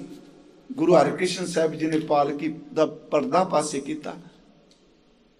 ਕਹਿਣ ਲੱਗੇ ਰੋਕ ਦਿਓ। ਪਾਲਕੀ ਰੋਕੀ। ਕਹਿਣ ਲੱਗੇ ਤੈਨੂੰ ਕੀ ਹੈ, ਸਿਖਾਇਆ ਹੋਇਆ ਸੀ ਉਹਨੂੰ? ਕਹਿੰਦਾ ਜੀ ਮੈਂ ਕੋੜੀ ਹਾਂ, ਤੁਹਾਡੇ ਘਰ ਵਿੱਚ ਮੇਰੇ ਤੋਂ ਪਹਿਲਾਂ ਵੀ 2 ਕੋੜੀ ਰਾਜੀ ਹੋਏ ਨੇ। ਸਿਖਾਇਆ ਸੀ ਕਿ ਗੁਰੂ ਨਾਨਕ ਸਾਹਿਬ ਨੇ ਨੂਰੀ ਨਾਮ ਦੇ ਕੋੜੀ ਨੂੰ ਰਾਜੀ ਕੀਤਾ ਤੇ ਗੁਰੂ ਅਮਰਦਾਸ ਨੇ ਪ੍ਰੇਮੇ ਨਾਂ ਦੇ ਕੋੜੀ ਨੂੰ ਰਾਜੀ ਕੀਤਾ। ਮੈਂ ਵੀ ਕੋੜੀ ਹਾਂ ਤੇ ਜੋਤ ਤੇ ਉਹੀ ਹੈ, ਮੈਨੂੰ ਰਾਜੀ ਕਰ ਦਿਓ। ਗੁਰੂ ਹਰਕ੍ਰਿਸ਼ਨ ਸਾਹਿਬ ਮੁਸਕਰਾ ਪਏ। ਕਹਿਣ ਲੱਗੇ ਠੀਕ ਹੈ ਤੂੰ ਦੁਖੀ ਹੈ, ਪਰ ਜਿੰਨਾ ਭੇਜਿਆ ਉਹਨਾਂ ਇਸ ਤਰੀਕੇ ਨਾਲ ਨਹੀਂ ਸੀ ਭੇਜਿਆ। ਹਜ਼ੂਰ ਨੇ ਆਪਣਾ ਰੁਮਾਲ ਦਿੱਤਾ। ਰੁਮਾਲ ਦੇ ਕੇ ਕਹਿਣ ਲੱਗੇ ਲੈ ਜਾ, ਇਹ ਤਨ ਦੇ ਉੱਤੇ ਲਾਹੀਂ, ਗੁਰੂ ਨਾਨਕ ਸਾਹਿਬ ਦੇ ਘਰੋਂ ਤੈਨੂੰ ਅਰੋਗਤਾ ਮਿਲੇਗੀ। ਮੈਂ ਫਿਰ ਅਰਜ਼ ਕਰਾਂ, ਕੱਲਾ ਰੁਮਾਲ ਨਾ ਦੇਖਿਓ, ਰੁਮਾਲ ਦੇਣ ਵਾਲੇ ਦੇ ਬਚਨ ਦੇਖਿਓ। ਸਤਿਗੁਰ ਬਚਨ ਹੈ ਸਤਿਗੁਰ, ਸੱਚ ਜੀ ਉਹ ਠੀਕ ਹੋ ਗਿਆ। ਗੁਰੂ ਹਰਕ੍ਰਿਸ਼ਨ ਸਾਹਿਬ ਬਾਕੀ ਗੁਰੂ ਸਾਹਿਬਾਨਾਂ ਦੀ ਤਰ੍ਹਾਂ 1.5 ਪਹਿਰ ਰਾਤ ਰਹਿੰਦੀ ਹਜ਼ੂਰ ਉੱਠ ਪੈਂਦੇ ਸਨ। ਉੱਠ ਕੇ ਇਸ਼ਨਾਨ ਕਰਨਾ, ਆਪਣੇ ਅੰਤਰ ਧਿਆਨ ਬੈਠਣਾ, ਫਿਰ ਦਰਬਾਰ ਸਾਹਿਬ ਦਾ ਸੀ। ਚਲੋ ਅਸੀਂ ਸਾਖੀਆਂ ਥੋੜੀਆਂ, ਇੱਕ ਹੋਰ ਆਪ ਨੂੰ ਕਹਿ ਦੇਣਾ। ਇੱਕ ਵਾਰੀ ਸੰਗਤ ਆਈ, ਅੱਜ ਕੱਲ੍ਹ ਚਲੋ ਪੱਛਮੀ ਪਾਕਿਸਤਾਨ ਵੱਲੋਂ, ਪੱਛਮੀ ਪੰਜਾਬ ਵੱਲੋਂ, ਉਹਨਾਂ ਵਿੱਚ ਇੱਕ ਬੰਦਾ ਹੈ, ਉਹਦਾ ਨਾਂ ਸੀ ਜਸਵੰਤ ਰਾਏ। ਤੇ ਉਹਦੀ ਆਦਤ ਸੀ ਜੇਬਾਂ ਕਤਰਨ ਦੀ। ਉਹਨੂੰ ਕਿਸੇ ਦੱਸਿਆ ਵੀ ਚੱਲਿਆ ਉੱਥੇ ਬੜੀ ਸੰਗਤ ਹੁੰਦੀ ਹੈ। ਉਹ ਇਸ ਬਿਰਤੀ ਨੂੰ ਆ ਗਿਆ, ਚਲੋ ਨਾਲੇ ਮੇਲਾ ਵੇਖਾਵਾਂਗੇ ਨਾਲੇ ਦੂਜਾ ਕੰਮ ਕਰ ਲਾਂਗੇ। ਉਹ ਜਦੋਂ ਆਇਆ ਗੁਰੂ ਹਰਕ੍ਰਿਸ਼ਨ ਸਾਹਿਬ ਬੈਠ ਕੇ ਉਹਨੂੰ ਦੇਖ ਲਿਆ। ਜਦੋਂ ਨੇੜੇ ਆ ਕੇ ਨਾ ਸਾਰੇ ਤਰ੍ਹਾਂ ਮੱਥਾ ਟੇਕਿਆ, ਉਹਨੇ ਮੱਥਾ ਟੇਕਿਆ। ਹਜ਼ੂਰ ਨੇ ਦੇਖ ਕੇ ਕਿਹਾ ਚੋਰ ਕੀ ਹਾਮਾ ਭਰੇ ਨਾ ਕੋਏ, ਚੋਰ ਕੀਆ ਚੰਗਾ ਕਿਉਂ ਹੋਏ। ਉਹ ਠੀਕ ਖਲੋ ਗਿਆ, ਉਹ ਰੋ ਗਿਆ। ਸੰਗਤ ਨੂੰ ਪਤਾ ਵੀ ਇਹ ਕੀ ਹੋ ਰਿਹਾ ਹੈ। ਵੀ ਮਹਾਰਾਜ ਕਹਿੰਦੇ ਚੋਰ ਕੀ ਹਾਮਾ ਭਰੇ ਨਾ ਕੋਏ, ਚੋਰ ਕੀਆ ਚੰਗਾ ਕਿਉਂ ਹੋਏ। ਚਰਨਾਂ ਤੇ ਡਿੱਗ ਪਿਆ। ਹਜ਼ੂਰ ਕਹਿਣ ਲੱਗੇ ਨਾ, ਇਹ ਕੰਮ ਨਾ ਕਰ, ਇਸ ਨਾਲ ਜ਼ਿੰਦਗੀ ਵਿਅਰਥ ਚਲੀ ਜਾਏਗੀ। ਚਰਨ ਪਕੜ ਕੇ ਕਹਿੰਦਾ ਅੱਜ ਤੋਂ ਬਾਅਦ ਕਦੀ ਨਹੀਂ ਕਰਾਂਗਾ, ਉਹ ਦਾਤ ਦੇ ਦਿਓ ਜਿਹੜੀ ਸਿੱਖਾਂ ਦੀ ਝੋਲੀ ਵਿੱਚ ਪਾਈ ਹੈ। ਉਸਨੇ ਬਹੁਤ ਪ੍ਰਚਾਰ ਕੀਤਾ। ਕਾਬਲ ਦੀ ਧਰਤੀ ਤੇ ਜਸਵੰਤ ਰਾਏ ਨੇ ਸਿੱਖੀ ਦ੍ਰਿੜ ਕਰਾਈ। ਗੁਰੂ ਹਰਕ੍ਰਿਸ਼ਨ ਸਾਹਿਬ ਮਹਾਰਾਜ ਰੋਜ਼ ਦਰਬਾਰ ਸਜਦਾ ਸੀ, ਕੀਰਤਨ ਹੋਣਾ, ਸੰਗਤਾਂ ਨੇ ਆਉਣਾ। ਫਿਰ ਦਿੱਲੀ ਜਦੋਂ ਜਾਂਦੇ ਆ, ਮੈਂ ਤਾਂ ਬੇਨਤੀ ਕੀਤੀ, ਬੰਦੇ ਦਾ ਸੁਭਾਅ ਹੈ, ਦੁੱਖ ਆਵੇ ਸੁੱਖ ਆਵੇ, ਕਦੀ ਇਹ ਨਹੀਂ ਕਹਿਣਾ ਗੁਰੂ ਤੇ ਪਰਚਾ ਨਹੀਂ ਪਾਣਾ। ਅਸਿੱਧੀ ਜੀ ਗੱਲ ਜੀ, ਚੰਗੇ ਆ ਮੰਦੇ ਆ, ਤੂੰ ਕਿਰਪਾ ਕਰਕੇ ਆਪਣੀ ਜਾਣ ਕੇ ਰੱਖੇਗਾ ਨਾ। ਉੱਥੇ ਸ਼ੱਕ ਕੀਤਾ। ਫਿਰ ਗੁਰਦੇਵ ਜਦੋਂ ਪੰਜੋਖਰੇ ਗਏ, ਉੱਥੇ ਲਾਲ ਚੰਦ ਪੰਡਿਤ ਆ ਗਿਆ। ਉਹਨੇ ਕਿਹਾ ਨਾਮ ਹਰਕ੍ਰਿਸ਼ਨ ਹੈ ਤੇ ਗੀਤਾ ਕ੍ਰਿਸ਼ਨ ਦੀ ਦੇ ਅਰਥ ਕਰ ਦਿਓਗੇ? ਸਿੱਖਾਂ ਚ ਕਿਹਾ? ਮਹਾਰਾਜ ਨੇ ਕਿਹਾ ਉਹਨੂੰ ਬੁਲਾ ਲਓ। ਆ ਗਿਆ। ਹਜ਼ੂਰ ਕਹਿੰਦੇ ਅਰਥ ਤਾਂ ਕਰ ਦਿਆਂਗੇ, ਪਰ ਤੂੰ ਸਾਡੇ ਤੇ ਯਕੀਨ ਨਹੀਂ ਕਰਨਾ, ਤੂੰ ਹੋਰ ਪਾਸੇ ਤੁਰੇਗਾ। ਕਹਿਣ ਲੱਗੇ ਪਿੰਡ ਚ ਕੋਈ ਬੰਦਾ ਲੈ ਆ। ਫਿਰ ਉਹ ਭਾਈ ਛੱਜੂ ਨੂੰ ਲੈ ਕੇ ਆਇਆ। ਚਲੋ ਛੱਜੂ ਝੂਠ ਕਹਿੰਦੇ। ਅੱਜ ਦੇ ਸਾਇੰਟੀਫਿਕ ਇਤਿਹਾਸਕਾਰ, ਸਾਇੰਸ ਦੇ ਥੱਲੇ ਲਿਖਣ ਵਾਲੇ ਇਤਿਹਾਸ, ਉਹ ਨਹੀਂ ਮੰਨਦੇ। ਤੇ ਇਹ ਸਾਖੀ ਉਹਨਾਂ ਲਈ ਮੈਂ ਕਹਿ ਵੀ ਨਹੀਂ ਰਿਹਾ, ਮੈਂ ਉਹਨਾਂ ਲਈ ਕਹਿ ਰਿਹਾ ਜਿਹੜੇ ਗੁਰ ਪਰਮੇਸ਼ਰ ਜਾਣ ਕੇ ਮੱਥਾ ਟੇਕਦੇ। ਕਿਉਂਕਿ ਫਿਰ ਬੰਦਾ ਸਮਝ ਜਾਂਦਾ ਨਾ। ਉਹ ਆ ਗਿਆ। ਗੁਰੂ ਹਰਕ੍ਰਿਸ਼ਨ ਸਾਹਿਬ ਨੇ ਉਹਦੇ ਸੀਸ ਤੇ ਛੜੀ ਰੱਖੀ। ਉਹ ਬੋਲ ਪਿਆ। ਉਹਨੇ ਗੀਤਾ ਦੇ ਸ਼ਲੋਕ ਬੋਲੇ, ਲਾਲ ਚੰਦ ਦੇ ਅਰਥ ਕੀਤੇ। ਇਤਿਹਾਸ ਕਹਿੰਦਾ ਹੈ ਲਾਲ ਚੰਦ ਨੇ ਆਪਣਾ ਜਨੇਊ ਲਾ ਕੇ ਗੁਰੂ ਹਰਕ੍ਰਿਸ਼ਨ ਦੇ ਚਰਨਾਂ ਵਿੱਚ ਰੱਖ ਦਿੱਤਾ। ਕਹਿੰਦਾ ਮੈਨੂੰ ਸਿੱਖੀ ਦੀ ਦਾਤ ਬਖਸ਼ੋ। ਮੈਂ ਆਪ ਨੂੰ ਬੇਨਤੀ ਕਰਾਂ, ਇੱਕ ਵਾਰ ਮੈਂ ਕਿਹਾ ਸੀ ਗੁਰੂ ਦੀ ਬਖਸ਼ਿਸ਼ ਕਰਨ ਦੇ ਅਨੇਕਾਂ ਤਰੀਕੇ ਨੇ। 18ਵੀਂ ਅਸ਼ਟਪਦੀ ਦਾ ਆ ਜਿਹੜਾ ਪਦਾ ਹੈ ਨਾ, ਇਹ ਸਾਰੇ ਵੱਖਰੇ ਤਰੀਕੇ ਨੇ। ਇਹ ਪਦਾ ਸਫਲ ਦਰਸ਼ਨ ਪੇਖਤ ਪੁਨੀਤ, ਪਰਸਤ ਚਰਨਗਤ ਨਿਰਮਲ ਰੀਤ, ਭੇਟਤ ਸੰਗ ਰਾਮ ਗੁਣ ਰਵੈ, ਪਾਰ ਬ੍ਰਹਮ ਕੀ ਦਰਗਹਿ ਗਵੈ, ਸੁਣ ਕਰ ਬਚਨ ਕਰਨ ਆਗਾਨੇ, ਮਨ ਸੰਤੋਖ ਆਤਮ ਤਤਿਆਂ ਨੇ, ਪੂਰਾ ਗੁਰ ਅਖਿਓ ਜਾਂ ਕਾ ਮੰਤਰ। ਅੱਗੇ ਜੀ, ਅੰਮ੍ਰਿਤ ਦ੍ਰਿਸ਼ਟ ਪੇਖੈ ਹੋਏ ਸੰਤ। ਗੁਰੂ ਹਰਕ੍ਰਿਸ਼ਨ ਸਾਹਿਬ ਅੰਮ੍ਰਿਤ ਦ੍ਰਿਸ਼ਟੀ ਕਰਦੇ ਹੁੰਦੇ ਸਨ। ਉਹਨਾਂ ਦੀ ਦ੍ਰਿਸ਼ਟੀ ਵਿੱਚ ਅੰਮ੍ਰਿਤ ਸੀ।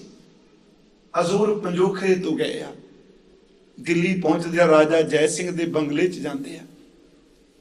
ਤੇ ਮੈਂ ਇਹ ਵੀ ਬੰਗਲਾ ਸਾਹਿਬ ਕਿਹਾ ਸੀ ਕਿ ਤਕਰੀਬਨ ਜਿਹੜੇ ਰਾਜੇ ਨੇੜੇ ਨੇੜੇ ਦੇ ਸਨ ਨੀ, ਉਹਨਾਂ ਦੇ ਦਿੱਲੀ ਵਿੱਚ ਬੰਗਲੇ ਹੁੰਦੇ ਸਨ।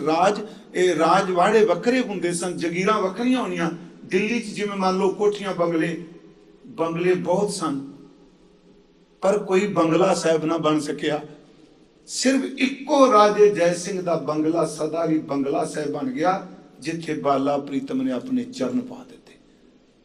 ਗੁਰੂ ਹਰਕ੍ਰਿਸ਼ਨ ਸਾਹਿਬ ਗਏ, ਜਿੰਨੇ ਬੁਲਾਇਆ, ਰਾਜਾ ਜੈ ਸਿੰਘ ਨੇ ਬੇਨਤੀ ਕੀਤੀ, ਜਿੰਨੇ ਬੁਲਾਇਆ ਉਹਦੀ ਪਟਰਾਣੀ ਸ਼ੱਕ ਕਰ ਬੈਠੀ ਵੀ ਨਿਆਣਾ ਗੁਰੂ ਹੈ। ਮੈਂ ਤਾਂ ਹੀ ਕਿਹਾ ਵੀ ਰੱਬ ਮਿਹਰ ਕਰੇ ਕਿਸੇ ਦੇ ਅੰਦਰ ਸ਼ੱਕ ਨਾ ਪੈਦਾ ਹੋ ਜਾਏ। ਗੁਰਮੁਖੋ ਅੱਖ ਸੂਰਜ ਨੂੰ ਦੇਖਦੀ ਏ, ਚੰਦਰਮਾ ਨੂੰ ਦੇਖਦੀ ਏ, ਇੱਕ ਨਿੱਕਾ ਜਿਹਾ ਰੇਤ ਦਾ ਕਣ ਪੈ ਜਾਏ ਸਭ ਕੁਝ ਅਲੋਪ ਹੋ ਜਾਂਦਾ। ਸ਼ੱਕ ਦਾ ਕਣ ਜਿਹਦੀ ਸੁਰਤ ਵਿੱਚ ਚਲਾ ਜਾਏ ਉਹਨੂੰ ਫਿਰ ਗੁਰੂ ਨਾਨਕ ਨਹੀਂ ਦਿਸਦਾ। ਉਹ ਖਿੰਡ ਜਾਂਦਾ। ਦਿਸਣਾ ਕਿੱਥੇ? ਕਿਉਂਕਿ ਸ਼ੱਕ ਦਾ ਜ਼ਰਾ ਪੈ ਗਿਆ, ਕਣ ਪੈ ਗਿਆ। ਬੰਸਰੀ ਉਂਝ ਤਾਂ ਸੁਰਾਖ ਨੇ, ਜਨਮ ਦਿਨ ਦੀ ਸੰਗੀਤ ਨੂੰ, ਰਾਗ ਨੂੰ, ਪਰ ਕਿਤੇ ਬੰਸਰੀ ਤਰੇੜੀ ਜਾਏ ਤੇ ਰਾਗ ਦੀ ਮੌਤ ਹੋ ਜਾਂਦੀ। ਰੱਬ ਮਿਹਰ ਕਰੇ, ਦੁੱਖ ਸੁੱਖ ਆ ਜਾਏ ਪਰ ਗੁਰੂ ਪ੍ਰਤੀ ਸ਼ੱਕ ਨਾ ਕਦੀ ਪੈਦਾ ਹੋਵੇ। ਉੱਥੇ ਪਟਰਾਣੀ ਨੇ ਕੱਪੜੇ ਦੂਜੇ ਪਾ ਲਏ, ਗੋਲੀਆਂ ਵਾਲੇ, ਤੇ ਗੋਲੀਆਂ ਨੂੰ ਰਾਣੀਆਂ ਵਾਲੇ ਮਾਰੇ ਚਲੇ ਗਏ। ਇੱਕ ਇੱਕ ਦੇ ਸਿਰ ਤੇ ਆ ਵੀ ਰਾਣੀ ਨਹੀਂ, ਆ ਵੀ ਰਾਣੀ ਨਹੀਂ। ਪਟਰਾਣੀ ਦੀ ਗੋਦ ਵਿੱਚ ਬੈਠ ਗਏ। ਕਹਿ ਲੱਗੇ ਪੂਰਬਲੇ ਕਰਮਾਂ ਕਰਕੇ ਮਿਲਿਆ ਰਾਜ ਭਾਗ, ਤੈਨੂੰ ਸ਼ੌਂਕ ਹੁੰਦਾ ਗੋਲੀ ਬੰਦਾ? ਮੇਰੀ ਪ੍ਰੀਖਿਆ ਲੈ ਲਈ, ਜੇ ਅਸਾਂ ਤੁਹਾਡੀ ਲੈ ਲਈ ਫਿਰ ਪ੍ਰੀਖਿਆ। ਬਸ ਰੋ ਪਈ, ਚਰਨ ਫੜ ਲੈ ਮਹਾਰਾਜ ਨੇ। ਉੱਥੇ ਗੁਰੂ ਸਾਹਿਬ ਨੇ ਕਿਹਾ ਰਾਜਨ, ਜਿਵੇਂ ਉੱਚੇ ਟਿੱਬੇ ਮੀਂਹ ਪੈਣ ਦੇ ਬਾਵਜੂਦ ਵੀ ਸੁੱਕੇ ਰਹਿ ਜਾਂਦੇ ਆ, ਜਿਹੜੇ ਬੰਦੇ ਧਰਮ ਗ੍ਰੰਥ ਪੜ੍ਹਨ, ਬਾਣੀ ਦੀਆਂ ਗੱਲਾਂ ਕਰਨ, ਜੇ ਗੁਰੂ ਪ੍ਰਤੀ ਸ਼ੱਕ ਦਾ ਟਿੱਬਾ ਬਣਾ ਲੈਣ, ਸਾਰੀ ਜ਼ਿੰਦਗੀ ਲਾ ਕੇ ਵੀ ਖਾਲੀ ਦੇ ਖਾਲੀ ਰਹਿ ਜਾਂਦੇ ਆ। ਨਿਸ਼ਚਲ ਨਿਸ਼ਚਾ ਚਿਤ ਜਿਨ ਕੇ, ਜਿਨ੍ਹਾਂ ਦੇ ਅੰਦਰ ਨਿਸ਼ਚਲ ਨਿਸ਼ਚਾ ਹੈ, ਨਿਸ਼ਚਲ ਨਿਸ਼ਚਾ ਦ੍ਰਿੜ ਚਿਤ ਜਿਨ ਕੈ, ਗੁਰੂ ਨਾਨਕ ਸੁਖਦਾਇਕ ਤਿਨ ਕੇ। ਇਹ ਗੁਰੂ ਹਰਕ੍ਰਿਸ਼ਨ ਸਾਹਿਬ ਨੇ ਕਿਹਾ, ਜਿਨ੍ਹਾਂ ਅੰਦਰ ਦ੍ਰਿੜ ਨਿਸ਼ਚਾ ਹੈ ਉਹਨਾਂ ਦੀ ਸਹਾਇਤਾ ਗੁਰੂ ਨਾਨਕ ਸਾਹਿਬ ਕਰਦੇ ਨੇ। ਤਾਂ ਹੀ ਗੁਰਸਿੱਖੋ ਸਾਨੂੰ ਅਰਦਾਸ ਰੋਜ਼ ਕਹਿੰਦੀ ਹੈ, ਵਸਾ ਦਾਨ ਭਰੋਸਾ ਦਾਨ। ਇੱਥੇ ਗੁਰੂ ਹਰਕ੍ਰਿਸ਼ਨ ਸਾਹਿਬ ਮਹਾਰਾਜ ਟਿਕੇ। ਬਾਅਦ ਰਾਜਾ ਕੋਈ ਸੀ ਦਿੱਲੀ ਦੀਆਂ ਸੰਗਤਾਂ, ਰਾਮ ਰਾਏ ਨੇ ਪੂਰਾ ਜ਼ੋਰ ਲਾਇਆ। ਅਖੀਰ ਤੇ ਸਾਡਾ ਇਤਿਹਾਸ ਕਹਿੰਦਾ ਹੈ ਔਰੰਗਜ਼ੇਬ ਮਿਲਣਾ ਚਾਹੁੰਦਾ ਹੈ, ਹਜ਼ੂਰ ਨਹੀਂ ਮਿਲੇ। ਕੁਛ ਵਿਦਵਾਨਾਂ ਨੇ ਕਿਹਾ ਮਿਲੇ, ਭੱਟਾਂ ਦੇ ਹਵਾਲੇ ਦਿੱਤੇ ਉਹਨਾਂ ਨੇ, ਜੋ ਅਸੀਂ ਪੜ੍ਹਦੇ ਨੇ ਨਹੀਂ ਮਿਲੇ। ਉਹ ਆਇਆ, ਕਹਿੰਦਾ ਵੀ ਘੱਟੋ ਘੱਟ ਮੇਰੇ ਸੰਬੰਧੀ ਕੁਝ ਬੋਲ ਤਾਂ ਕਹਿ ਦੇਣ। ਸਾਡਾ ਇਤਿਹਾਸ ਕਹਿੰਦਾ ਹਜ਼ੂਰ ਨੇ ਕਿਹਾ ਗੁਰੂ ਨਾਨਕ ਸਾਹਿਬ ਦੇ ਸ਼ਬਦ ਨੂੰ ਫਾਰਸੀ ਵਿੱਚ ਉਲੱਥਾ ਕਰਕੇ ਦੇ ਦਿਓ। ਇਹ ਪੁੱਛਣਾ ਚਾਹੁੰਦਾ ਕਿ ਇਹਨੂੰ ਫਾਰਸੀ ਵਿੱਚ ਸਮਝਾ ਦਿਓ, ਉਲੱਥਾ ਕਰ ਦਿਓ। ਉਹ ਸ਼ਲੋਕ ਸੀ, ਕਿਆ ਖਾਦਾ ਕਿਆ ਪੈਦਾ ਹੋਏ, ਜਾਮਨ ਨਹੀਂ ਸੱਚਾ ਸੋਏ, ਕਿਆ ਮੇਵਾ ਕਿਆ ਘਿਓ ਗੁੜ ਮਿੱਠਾ, ਕਿਆ ਮੈਦਾ ਕਿਆ ਮਾਸ, ਕਿਆ ਕੱਪੜ ਕਿਆ ਸੇ ਸੁਖਾਲੀ। ਮਹਾਰਾਜ ਕਹਿੰਦੇ ਕੀ ਫਾਇਦਾ ਖਾਣ ਦਾ, ਕੀ ਫਾਇਦਾ ਪਹਿਨਣ ਦਾ, ਕੀ ਫਾਇਦਾ ਘਿਓ ਦਾ, ਕੀ ਫਾਇਦਾ ਮੇਵੇ ਦਾ। ਮਹਿਲੀ ਆਵੇ ਵਾਸ, ਕਿਆ ਲਸ਼ਕਰ ਕਿਆ ਨੇਬ ਖਵਾਸੀ, ਮਹਿਲੀ ਆਵੇ ਵਾਸ। ਇਸ ਅਖੀਰ ਤੇ ਨਾਨਕ ਸੱਚੇ ਨਾਮ ਬਿਨ ਸਭੋ ਟੋਲ ਵਿਨਾਸ਼।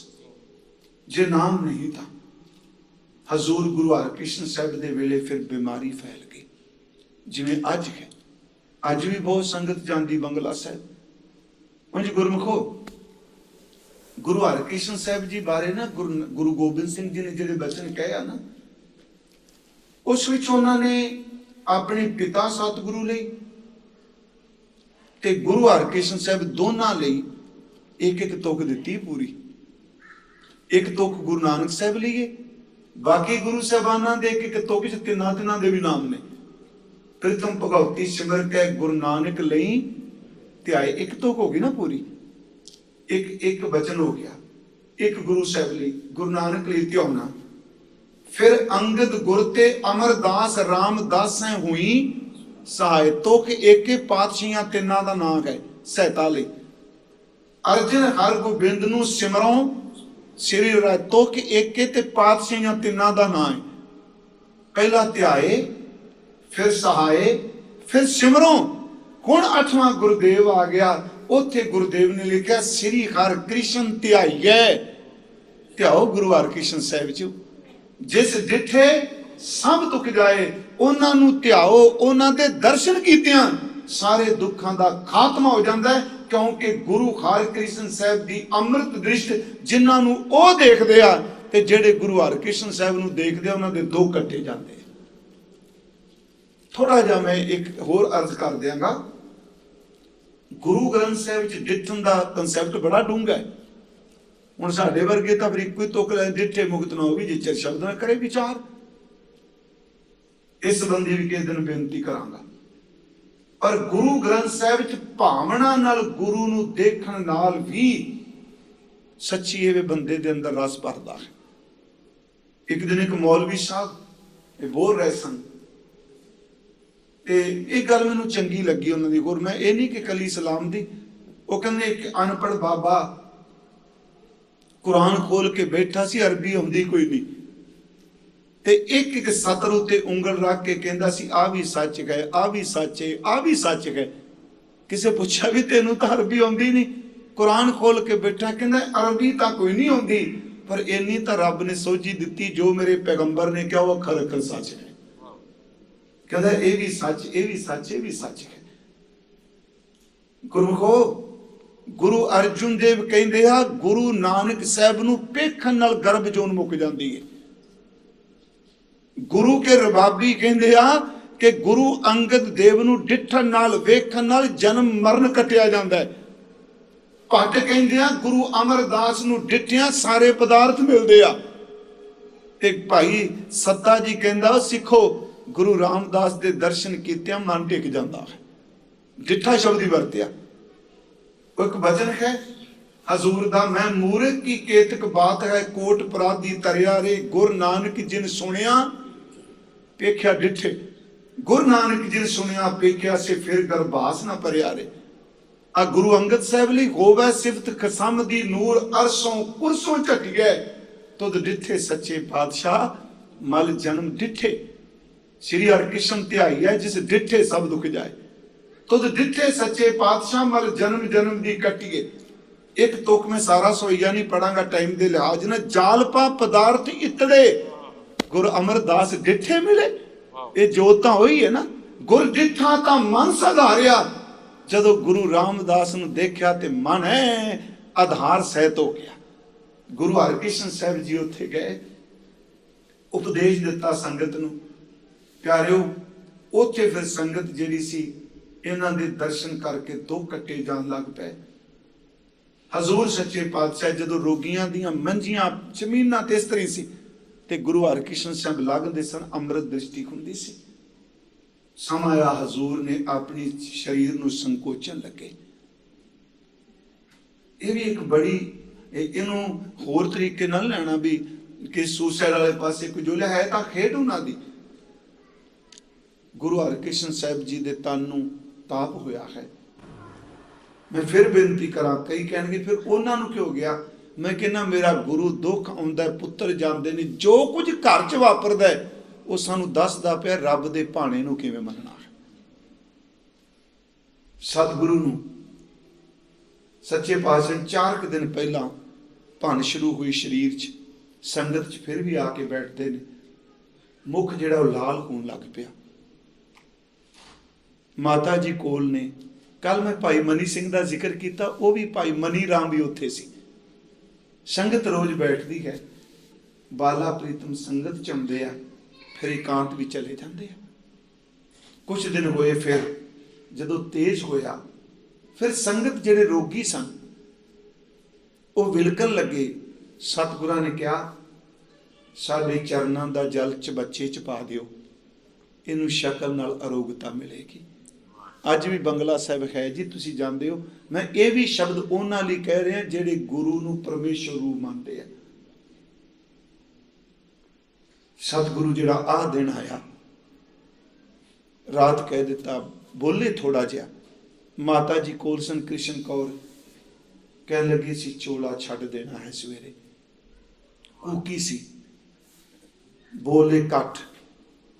सिख संगत आ गई। महाराज जी बहुत घट मिले। माता जी ने सिर कुछ बचन किए सतगुरां नूं कि अजे आरबला की है, आप की खेड़ वरतान लगे हो? कहने लगे माता जी ये परमेश्वर दे घर दा समा ही इतना है। संगत फिर अगली गल माता जी कहंदे ने, ये संगत नूं किस दे लड़ लाओगे? हर गुरु साहिबान चोला बाहर त्यागते ने, पहला वो दस के जाते मेरी जगह ते ए है। कमाल कर दी, सक्का भरा दिल्ली दे विच है, औरंगजेब नाल उहदा संबंध है। जदों नेत्र खुले, संगत नूं कहंदे ने समगरी लियाओ। 5 पैसे नारियल, सुनहरी रंग दा थाल लिआंदा, सतगुरु दे कोल कीता, मंजे ते लेटिया ने 3 वारी उत्ते खात नाल परिक्रमा कीती ते नाल शब्द क्या, बाबा बसे ग्राम बकाले। ये नहीं क्या भराता दिल्ली रहिंदा है, आ है बख्शिश गुरु नानक साहब दे घर दी जोत दी। हालांकि बाबा जिहड़ा किनवीं पीढ़ी पै गई, गुरु हरकृष्ण साहब दे पिता गुरु हर राय साहब दी, गुरु हर राय साहब दे पिता बाबा गुरदित्ता जी ते बाबे गुरदित्ते दा भरा गुरु तेग बहादुर। ये कवियां लिखा, पर महाराज ने इन्नी शब्द कह, बाबा बकाला 3 वारी क्या, बाबा बकाला। साडे इतिहासकारां ने कविता च लिखा, बाबा बसे ग्राम बकाले, बन गुर संगत सकल संभाले। सतगुरु नाम दस जाओ। कहन लगे सूरज की तरह चमकेगा, चंद्रमा की तरह ठंडा होवेगा, धरती की तरह धीरज वाला होवेगा। जी दसो सानू ਕਹਿਣ ਲੱਗੇ ਉਹਨੂੰ ਕੋਈ ਨਹੀਂ ਲੁਕਾ ਸਕੇਗਾ, ਉਹ ਇੰਨਾ ਪ੍ਰਗਟ ਹੋਵੇਗਾ ਸਾਰਾ ਸੰਸਾਰ ਉਹਨੂੰ ਚੁੱਕੇਗਾ। ਉਹ ਮੇਰਾ ਬਾਬਾ ਹੈ, ਬਕਾਲੇ 'ਚ ਰਹਿੰਦਾ। ਇੰਨਾ ਸ਼ਬਦ ਕਿਹਾ ਤੇ ਮਹਾਰਾਜ ਸੱਚਖੰਡ ਬਿਆਨਾ ਕਰ ਗਏ। ਦਿੱਲੀ ਦੀ ਸੰਗਤ ਇਕੱਠੀ ਹੋਈ, ਦਿੱਲੀ ਦੀ ਸੰਗਤ ਇਕੱਠੀ ਹੋਈ, ਬਹੁਤ ਵੱਡਾ ਇਕੱਠ ਹੋਇਆ। ਸਤਿਗੁਰੂ ਦਾ ਇਸ਼ਨਾਨ ਕਰਾ, ਇੱਥੋਂ ਫਿਰ ਹਜ਼ੂਰ ਨੂੰ ਭੋਗਲ, ਜਿੱਥੇ ਗੁਰਦੁਆਰਾ ਬਾਲਾ ਸਾਹਿਬ ਹੈ, ਇੱਥੇ ਫਿਰ ਗੁਰੂ ਹਰਕ੍ਰਿਸ਼ਨ ਸਾਹਿਬ ਦਾ ਸੰਸਕਾਰ ਕੀਤਾ। ਗੁਰੂ ਹਰਕ੍ਰਿਸ਼ਨ ਸਾਹਿਬ ਸੱਚਾ ਪਾਤਸ਼ਾਹ, ਉਹਨਾਂ ਦੇ ਬਾਰੇ ਭਾਈ ਗੁਰਦਾਸ ਜੁਝੇ ਨੇ ਕਿਹਾ, ਸ਼੍ਰੀ ਹਰਕ੍ਰਿਸ਼ਨ ਪਏ ਅਸ਼ਟਮ ਬਲਬੀਰਾ, ਜਿਨ ਪਹੁੰਚ ਦਹੇਲੀ ਤਜਿਓ ਸ਼ਰੀਰਾ, ਬਾਲ ਰੂਪ ਤਰਸਵਾਂਗ ਰਚਾਇਓ। ਕਹਿੰਦੇ ਬਾਲ ਰੂਪ ਵਿੱਚ ਆ ਖੇਡ ਸਾਰੀ ਵਰਤਾ ਦਿੱਤੀ। ਤਬ ਸਹਿਜੇ ਤਨ ਛੋਰ ਸਿਧਾਇਓ। ਇਨ ਮੁਗਲਨ ਸੇ ਪਰੀ ਇਸ਼ਾਰਾ, ਮੁਗਲਾਂ ਦੇ ਸਿਰ ਤੇ ਮਿੱਟੀ ਪੇ ਦਾ ਮਤਲਬ ਕੋਈ ਕਾਰਨ ਹੋਵੇਗਾ। ਕਹਿਣ ਲੱਗੇ ਵੇ ਖੁਦ ਪਤ ਸੋ ਪਹੁੰਚੇ ਦਰਬਾਰ। ਇੱਧਰ ਗੁਰੂ ਹਰਕ੍ਰਿਸ਼ਨ ਸਾਹਿਬ ਜੀ ਬਿਆਨਾ ਕਰ ਗਏ, ਗੁਰੂ ਤੇਗ ਬਹਾਦਰ ਸਾਹਿਬ ਲਈ ਬਚਨ ਕਰ ਗਏ। ਭਾਵੇਂ ਰਸਮ ਬਾਅਦ ਵਿੱਚ ਹੁੰਦੀ ਹੈ, ਮਹੀਨੇ ਬਾਅਦ ਮਹੀਨਿਆਂ ਬਾਅਦ ਹੁੰਦੀ ਹੈ, ਪਰ ਜੋਤ ਤਾਂ ਉਦੋਂ ਹੀ ਭੋਰੋ ਵਾਲੇ ਕੋਲ ਚਲੀ ਗਈ ਜਦੋਂ ਬਚਨ ਕਹਿ ਦਿੱਤਾ ਕਿ ਬਾਬਾ ਬਸੇ ਗ੍ਰਾਮ ਬਕਾਲੇ। ਮੈਂ ਆਪ ਨੂੰ ਬੇਨਤੀ ਕਰਾਂਗਾ, ਐਸੇ ਗੁਰੂ ਹਰਕ੍ਰਿਸ਼ਨ ਸਾਹਿਬ ਬਾਰੇ ਕਵੀ ਸੰਤੋਖ ਸਿੰਘ ਅਰਥ ਕਰਦੇ ਨੇ, 5 ਮਿੰਟ ਲੈਣੇ ਨੇ। ਹਜ਼ੂਰ ਨੇ ਬਾਰੇ ਕਿਹਾ, ਕਵੀ ਜੀ ਕਹਿੰਦੇ ਦਰਸ਼ਨ ਸ਼੍ਰੀ ਹਰਕ੍ਰਿਸ਼ਨ ਕੇ ਨਪੁੰਨ ਹਰਨ ਜੁਰਤੀਨ, ਬ੍ਰਿਜ ਭਾਸ਼ਾ। ਦਰਸ਼ਨ ਸ਼੍ਰੀ ਹਰਕ੍ਰਿਸ਼ਨ ਕੇ ਨਪੁੰਨ ਹਰਨ ਜੁਰਤੀਨ, ਚਰਨ ਮਨੋਹਰ ਬੰਦਨਾ ਜਿਨ ਸਿੱਖਨ ਸੁਖ ਦੀਨ। ਇਹਦੇ ਲਫ਼ਜ਼ੀ ਅਰਥ ਨੇ ਦਰਸ਼ਨ ਸ਼੍ਰੀ ਹਰਕ੍ਰਿਸ਼ਨ ਕੇ, ਗੁਰੂ ਹਰਕ੍ਰਿਸ਼ਨ ਸਾਹਿਬ ਦੇ ਦਰਸ਼ਨ ਕਰੋ। ਨਪੁੰਨ ਹਰਨ ਜੁਰਤੀਨ, 3 ਜੁਰ, ਤਿੰਨੇ ਤਾਪ, ਆਦ ਵਿਆਦ ਉਪਾਦ ਨੂੰ ਕੱਟਣ ਵਾਲਾ ਦਰਸ਼ਨ ਗੁਰੂ ਹਰਕ੍ਰਿਸ਼ਨ ਸਾਹਿਬ ਦਾ। ਚਰਨ ਮਨੋਹਰ ਬੰਦਨਾ, ਮਨ ਨੂੰ ਮੋਹਣ ਵਾਲੇ ਜਿਹੜੇ ਉਹਨਾਂ ਦੇ ਚਰਨ ਨੇ, ਮੇਰੀ ਉਹਨਾਂ ਦੇ ਚਰਨਾਂ ਵਿੱਚ ਅੱਜ ਮੱਥਾ ਮੈਂ ਟੇਕਣਾ। ਆਪਾਂ ਸਮਝੋ ਅੱਜ ਇਹੀ ਕਹੀਏ, ਦਰਸ਼ਨ ਸ਼੍ਰੀ ਹਰਕ੍ਰਿਸ਼ਨ ਕੇ ਨਪੁੰਨ ਹਰਨ ਜੁਰਤੀਨ, ਚਰਨ ਮਨੋਹਰ ਬੰਦਨਾ ਜਿਨ ਸਿੱਖਣ ਸੁਖ ਦੀਨ, ਜਿਨੇ ਸੁੱਖਾਂ ਨੂੰ ਸਿੱਖਾਂ ਨੂੰ ਸੁਖ ਦਿੱਤਾ। ਐਸੇ ਦੀਨ ਦਿਆਲ ਸਤਿਗੁਰੂ ਗੁਰੂ ਤੇਗ ਬਹਾਦਰ ਅੱਜ ਗੱਤਾ ਗੁਰਤਾ ਗੱਦੀ ਤੇ ਬਿਰਾਜਮਾਨ ਹੋਏ। ਉਸ ਸਤਿਗੁਰੂ ਨੇ ਫਿਰ ਸਾਨੂੰ ਕਿਹਾ, ਸਿੱਖੋ ਪੜੋ ਜ਼ਰੂਰ, ਧਰਮ ਗ੍ਰੰਥ ਵਾਚੋ, ਪਰ ਸਿਮਰਨ ਜ਼ਰੂਰ ਕਰੋ, ਨਾਮ ਜ਼ਰੂਰ ਜਪੋ। ਤੇ ਮੈਂ ਕਹਿੰਦਾ ਜੇ ਕੋਈ ਕਿਤਾਬ ਪੜ੍ਹਦੇ ਆ ਨਾ, ਥੋੜਾ ਜਿਹਾ ਵੀ ਸੁਰਤ ਇਕੱਠੀ ਹੋਵੇ, ਕਿਤਾਬ ਨੂੰ ਬੰਦ ਕਰ ਦਿਓ, ਸਿਮਰਨੀ ਸ਼ੁਰੂ ਕਰ ਦਿਓ, ਦੇਖਿਓ ਫਿਰ ਆਨੰਦ ਕੈਸਾ ਬਣਦਾ ਹੈ। ਗੁਰੂ ਜੀ ਕਹਿੰਦੇ ਨੇ, ਸਾਧੋ ਭਲੇ ਪੁਰਖੋ ਰਾਮ ਸ਼ਰਨ ਵਿਸ਼ਰਾਮਾ, ਪ੍ਰਭੂ ਦੀ ਸ਼ਰਨ ਵਿੱਚ ਹੀ ਆਤਮਿਕ ਵਿਸ਼ਰਾਮ ਹੈ, ਆਨੰਦ ਹੈ। ਮਨ ਧਾਮਨ ਤੋਂ ਛੁੱਟ ਜਾਏਗਾ, ਟਿਕ ਜਾਏਗਾ। ਜਿਹਨੂੰ ਸਤਿਗੁਰੂ ਨੇ ਕਿਹਾ, ਸੁਖ ਮਨੀ ਸੁਖ ਅੰਮ੍ਰਿਤ ਪ੍ਰਭ ਨਾਮ, ਭਗਤ ਜਨਾ ਕਹਿ ਮਨ ਵਿਸ਼ਰਾਮ। ਕਤ ਜਾਈਐ ਰੇ ਘਰ ਲਾਗੋ ਰੰਗ, ਮੇਰਾ ਚਿੱਤ ਨਾ ਚਲੇ ਮਨ ਪਇਓ ਪੰਗ, ਆਰਾਮ ਵੀ ਚਲਾ ਗਿਆ। ਸਾਧੋ ਰਾਮ ਸ਼ਰਨ ਵਿਸ਼ਰਾਮਾ, वेद पुराण पढ़े को ਇਹ गुण, वेद और पुराण पढ़न का यही फायदा लाभ है। सिमरे हर को नामा, ये सिमरन चो निकले ना ग्रंथ। हुण गुरु ग्रंथ साहिब दी आप बाणी पढ़ते हो, थां थां नाम का जिक्र है, पर यह भी किस दिन बेनती करांगा, बाणी और नाम च फर्क कोई नहीं। जिहड़ा बाणी समझदा नाम ही उहदे विच चलण लग पैंदा है। ये बाणी जो जियो जाने तिस अंतर रवै अखरनामा। गुरु साहिब कहते ने लोभ मोह, राहु दी तुकां दे अर्थ हो गए ने लोभ मोह माया ममता फुन। लालच माया दा मोह, आ ममता जिहड़ी पकड़ है। महाराज कहते ने फुन अते फिर की जी, आओ विखियन की सेवा, विखियन दा सेवन करना। कई कहते हैं वकारां दी सेवा करना, ਇਹਦਾ मतलब कि वकारां दी जी हजूरी करना। माया दा मोह, ममता, विषय वासना दा सेवन, ਇਹਦੇ ਵਿੱਚ प्रवृत्त होना, ये सारियां चीज़ां। पर इथों ये तुक अगली तुक नाल मिल के पूरे अर्थ करेगी, इकल्ले नहीं होणगे। औ विखियन की सेवा हर के सोग परसां जे नाइन, सो मूर्त है देवा। जिन्हों आ चीज़ां लोभ मोह ममता विषय विकार किसे च नहीं पैंदा, हरक ते सोग जिन्हों स्पर्श नहीं करता, गुरु तेग बहादुर साहब जी कौन कह लगे, सो मूर्त है देवा देवा दर ते भगवान प्रकाश रूप। वो असल च रब की मूर्त है जिहदा जीवन ये है। अगे फिर सतगुरु कहते हैं सुरग नरक अमृत बिख ये सब इत्थे सोड़ा विश्राम का चेते रखना, ये सब ते विश्राम लाना, क्योंकि कई बारी नहीं पता लगता। महाराज कहते स्वर्ग ते नरक अमृत ते जहर, ये जो कुछ भी है त्यों कंचन अर पैसा। जिमें स्वर्ग ते नरक बराबर, अमृत ते जहर बराबर, कंचन दर ते सोना ते पैसे का अर्थ करंसी नहीं करना, पैसे का अर्थ तांबा। उन्हें वैसे पैसे का अर्थ तांबा ही होंदा है, इत्थे पैसे का अर्थ त्रामा कहते सन साडे बजुर्ग, तांबा। यूं कह लो सोना धात उत्तम तोलियां च विकदा है, ते तांबा ते मना च विकदा है ना। गुरु जी कहते ने जिवें तांबा उस तरह सोना, जिवें अमृत उस तरह जहर। जिस बंदे की अवस्था ये बन गई है वो परमात्मा की मूर्त है, वो परमेश्वर की मूर्त है। गुरु जी कहते उस्तत निंदा ये समझ आके लोभ मोह फुन तैसा, कि जिवें ये चीज़ां स्पर्श नहीं करदियां, उस्तत ते निंदा बराबर, लोभ ते मोह फुन तैसा। इसे तरह हुण इहदे विच एक लुप्ती रख दित्ती जे। लुप्ती का अर्थ हुंदा है भी विचे लुका दित्ती, व्याख्या कर लो, लिखिया नहीं। हुण दो शब्द आ गए जी, लोभ ते मोह, बाकी सारा जोटा आ रहा है।